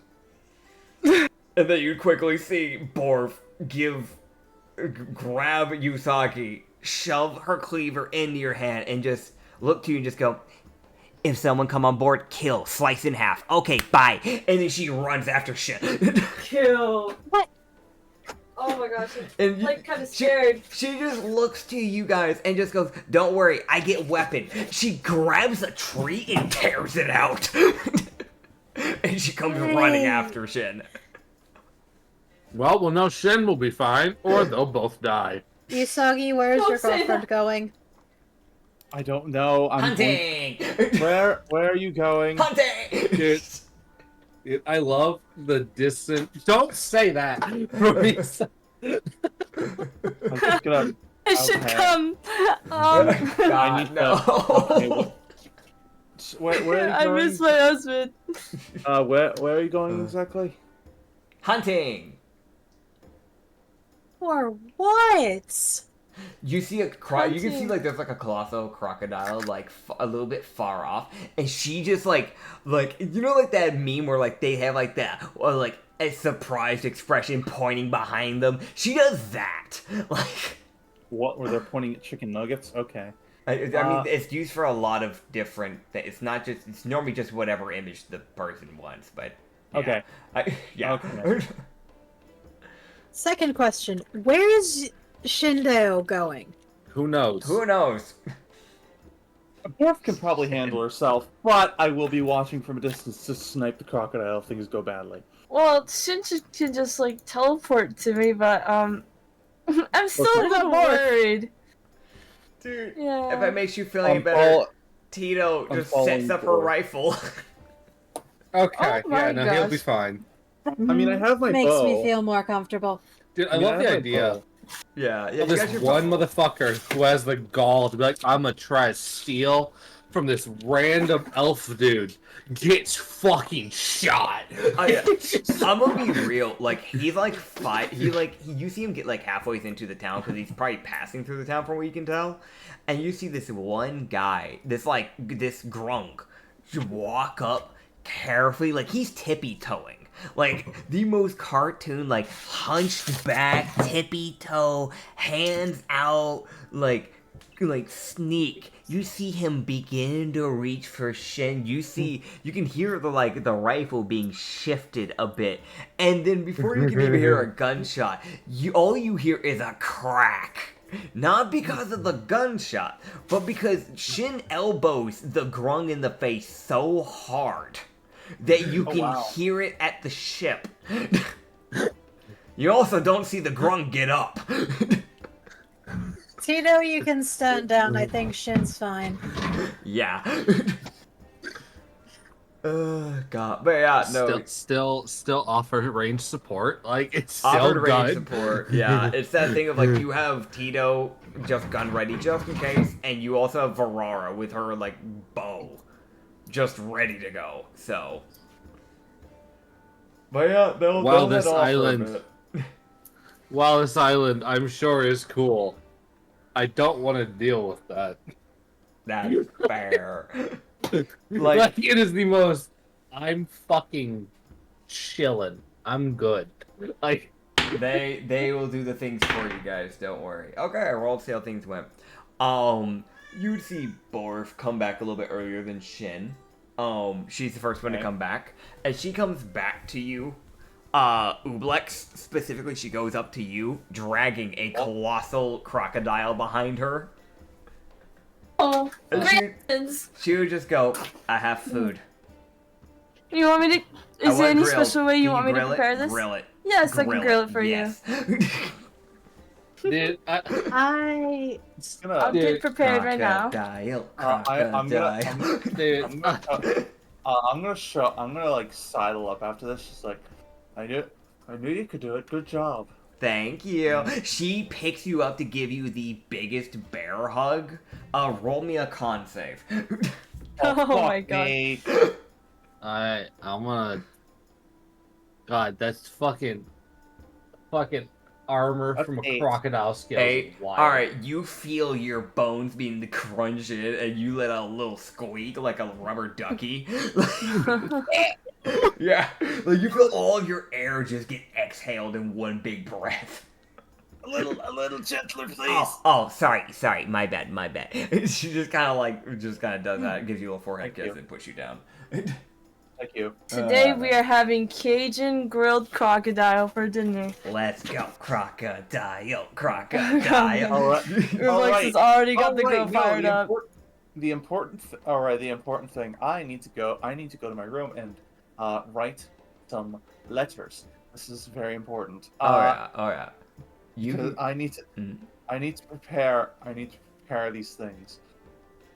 All right. What are you writing? Something as simple as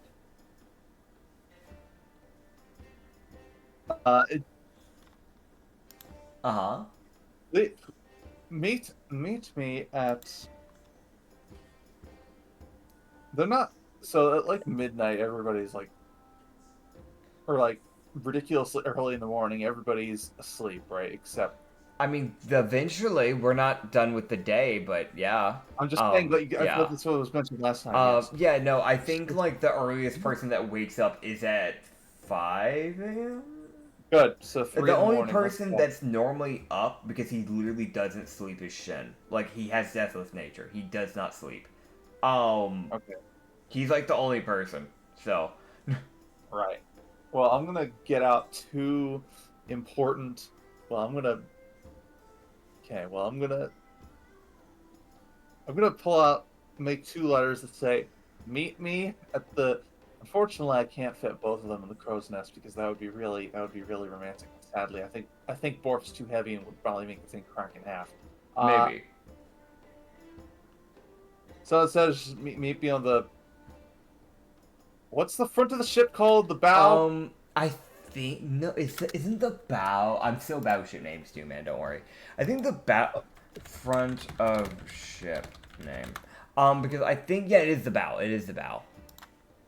Okay, good. Yeah, you're good. You're thinking of the right spot. Meet me. I'm gonna have two notes. Tell them to meet me there at 3 a.m. Okay. Yeah. With like a cute little, with a little heart drawn at the end of it. Yeah. Heck yeah! So while they're they grilling, know what this is. Yeah. They know what this is, probably. But maybe, or maybe they haven't considered it yet. But I mean, they don't know. Who knows? Yeah, no, you can leave these letters, so you basically can just tuck them away while the others are busy during the whole cooking thing. Because Asta typically does sometimes help with the cooking, so she's kind of distracted, actually, luckily enough for you. Good. I'm just sneak into both of their rooms. Yeah, no, there's actually a really good time for it, because Borf would definitely just be distracted by the cooking crocodile, so, yeah. Okay. Meanwhile, while you're hiding those and setting it up for the thing, Shin will eventually come back a little bit later in the night. I want to mention, by the way, Ublex, this entire time that you've been cooking the crocodile, you can see this one Argonian, which is a crocodile folk. You can see him just kind of standing, like, on the port, mortified. like, there's just that look of, my people. Ublex smiles and waves. You see him kind of like flinch, like my that could be me. Yeah, this is like lanky, like crocodile person just staring. That is such a mortified person. Like there's a level of disgust on this man's face. Oh my god. He's there for like a good 30 minutes before he slowly, finally gets himself to divert his gaze and walk away. But like even then, like when he's walking away, he puts his like hands down in his face, like type of face down in his hands type of thing, like. Oh man, but yeah, Shin would eventually appear back, and he would have. He would just kind of have his hands in his pockets. So yeah. Somebody died. Shin, you're back. What did you do? Nothing too important. Just had some business on the island, and I magically, for unknown reasons, have gained 2,000 rupees. Basically, oh great heavens! Yeah, for unknown gift from the gods. reasons. Yeah, the gods just, it's crazy. I was walking through an alleyway and someone bumped into me, and it was a god, actually. It was, It was a god. Yeah, it was, Koskin. He said, good job, and he handed me the rupees. Oh, good job. Yeah. Well, I'm almost finished with dinner. I'm making gumbo with rice, and, Borf wanted grilled alligator, so we have a grilled alligator. Alright, that's fine with me. You just gotta get in. I was like, alright, thanks. I look forward to the food type of thing. Like, you just don't worry about that money. Blessing from the gods. Blessing from the gods, guys. Blessing from the gods. I also did a roll with the advantage for the cooking thing, and I rolled a 27. Heck yeah. Yeah, this is gonna be phenomenal. Yeah, no, anybody that eats it gets inspiration. So, what? Yeah. Well, I will be eating it. Heck yeah. Everybody's gonna be eating it. That's your dinner. I'm sure Borf will enjoy it. Well, of course he would. Don't starve. Yeah. He would also, like around, like, when you start bringing up the food, he would just go, right, oh yeah, the god also gave me this, so here you go. And he just puts down a bottle of wine. Alright, there you go. Alright, yep. Mm-hmm. And then he just goes back to eating. Again, ironic, wine together. Dude, just the most, like, dirty look to Shin type of, like. But yeah. The gods. Ironic. Nah, it was the gods. Yeah. Somebody definitely fucking died. Oh man. Oh yeah, can I have my daggers back? That'd be good. I would appreciate Yeah, that. I have them right here for you. Thank So you. glad the gods kept you safe and gave you 2,000 rupees and a bottle of wine. Yeah, the gods are good people. When they're not dying. Yes. I hope they don't die. Yeah. I'm hoping not. I don't know what's gonna happen to all the souls if Koskin dies. Oh. Oh. That would be a little bit of a problem, huh? Mm-hmm. Yeah, a big one. I'm not gonna worry about it for now. I can't do anything, so. We should share this wine later tonight. Yeah, I'm down for that. But now we enjoy the food. Heck yeah! So what? Everybody can start to dig in. Borf will look to you, Yusaki. Like she would watch. You see, she watches Shin. Like, okay, that's what I'm supposed to do. She looks to you and just goes, "Oh yeah, I need my my cleaver back," and she grabs the cleaver without letting you get it for her. Did you like put it in a bag, or did you have it on your waist? I'm so sorry. Oh, I'm so sorry. I completely forgot. Here, no, it was in my bag. Okay, so she reaches for your bag, like inside of it. I apologize sincerely. I completely forgot. Hands it. Thank you. And then she just kind of like look back at like what they say. She's like, "Yeah, we can share this cleaver tonight." You just see Asta sitting beside her, just like nudge her, like, "That's not how that works." No. Dude, Asta. Dude, Asta's trying her best. Borf never changed. Never changed, Borf. We love you. Anyway. I don't think she knows how to change. Yeah. Also, I don't want her. Giving her I don't want her to change. Yeah. Elson's literally just giving her a pat on the back, like, you tried. It's fine. You tried. Oh man, but yeah, you guys can dig in. It's all good in games. Nathio sits beside you, Loki wherever you sit. It doesn't matter if you try to space away from some, but from like the whole group. Even if you go inside the captain's quarters, he will follow you. Loki would just exist. He's not trying to escape nobody. All right, so he sits beside you. Gildart sits beside you, and Alana sits like on the other side of the ship because she feels like after asking you about the tail thing that she like made it weird. So she sits on the other side.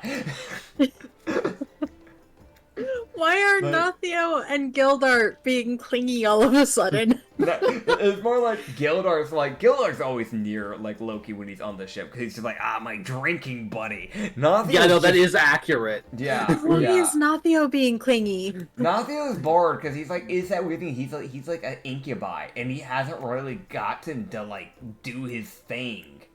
So like, is that weird thing? He's an Opalin. Yeah, he's an Opalin, which is like a Vilva's version of the Incubi. It's a better version of the Incubi because they actually get good traits. Because for some reason, base D&D gives them horrible traits. So yeah, no. So it's really just a thing. He's sitting here like, I haven't gotten literally any action from the day I spawned in. I need social interaction. God damn. Yeah. Lindry, ransack an island, bud. I don't know. Fair enough. Lindry, I feel like this is pretty fitting. The two people that would actually go their way to sit near you would be Lavana and Leo. So like pretty fitting people with you. Yeah. I want to also mention just like Kirla sitting in the middle, Lavana and Leo on either side. Yeah, y'all only have like 2 dining tables for like the actual kitchen, so it's really not that big. So a lot of times when y'all do big feasts like this, you guys normally just set up a barrel and just use like multiple barrels as like tables and chairs. That's kind of what normally happens. This is kind of just a thing. Y'all just have a big just dining feast just outside with just tables and chairs with barrels, essentially. Meanwhile, the Jester Light is just Oscar Vera is literally just sitting there in the doorway of the kitchen, just staring. Yeah, Oscar Vera is just sitting there, staring aggressively. Aggressively? Yeah. Oh dear. Speaking of pets on the ship, what the fuck happened to Izmu? I need to know where my little Pompey is. You haven't really, like, I'm gonna be honest, like, you, like, within the 2 days of, like, you know, you guys traveling, you would have eventually found him. He was just depressed. Like, he was just, you know, like, where your little garden bed's at? He essentially was just sitting in the dirt, just face down. Oh dear. Like, the entire time so far, he hasn't really gotten out of his way to really move much. Like, he still, like, takes care of the plants. But like he's not going around like all chipper, skipping around like the like, you know, ship and stuff and checking on people, and he's not bringing random bell plants to like like crops to like oobleck, stuff like that. He's literally just sitting there now. Like he just doesn't seem to move much right now. Izmu. Yeah, I will let you know at the least the Floxthorn, which should be a natural enemy of this thing, because it's an infernal with a, like, Fae. Even the Floxthorn's kind of sitting with it like, alright, buddy, you good? You good? Well, You're not. You usually move. You move. Normally we like fight, like we play fight. Like normally I headbutt you and then you smack me, and you're not doing that. Normally we're throwing hands. What's going on? Yeah, like there's definitely moments where you can find like the Floxer and like just sitting there for like hours with Moo, and then eventually he'll get up and do something else. But it is like actually going out of his way to at least check on it. I want to be honest that like the Floxer's gotten in a better emotional state. But I will mention straight up, when the Cinder Dash died, it was devastated for a while. I didn't really mention that because like y'all don't really normally check on the Floxer, but yeah, it's ugh. yeah. Well, One other fire, buddy. we will probably have to start ending it off now because we're starting to get a little bit late. But it just means that we'll be kicking off with a banger tomorrow because of those notes. So, or not tomorrow, but next Sunday. But yeah, as that will be the end of today's session. Thank you guys all for watching this episode. You can find more of the Rum and Harbor campaign up on the Lost Rum and Harbor campaign up on Lost Harbor Tavern up on YouTube and on Spotify. And if you want to find some other campaigns that we have on this main channel here, we have things like the Brothel campaign, aka the Katsu campaign. We have the Hidden Garden campaign. We have YouTube shorts, one-shots. We have a little bit of everything here. And we have a second channel where we do some extra bonus content stuff because we like playing D&D. And like, sometimes Acrid and I just do solo stuff because, it's kind of hard to get this whole group like this for like multiple days. I'm sure they also have a life they want to live, so I'm not going to bother with them with that. What's a life? Yeah, exactly. But speaking of the second channel, we have some stuff over there. Right now we have the Monster campaign where some things kicked up, where they also got their fair share of what happened today with the gods. Well as well as a different thing, which is the fact of we have some other campaigns besides the Monster campaign, like the Sanity campaign, Dupes campaign, and Amnesia campaign. I recommend go checking them out. Thank you guys for watching this episode. You can find us anytime soon. Don't forget to like, comment, subscribe. Subscribe. Yeah, okay, you get it. All right, bye. Okay. Bye.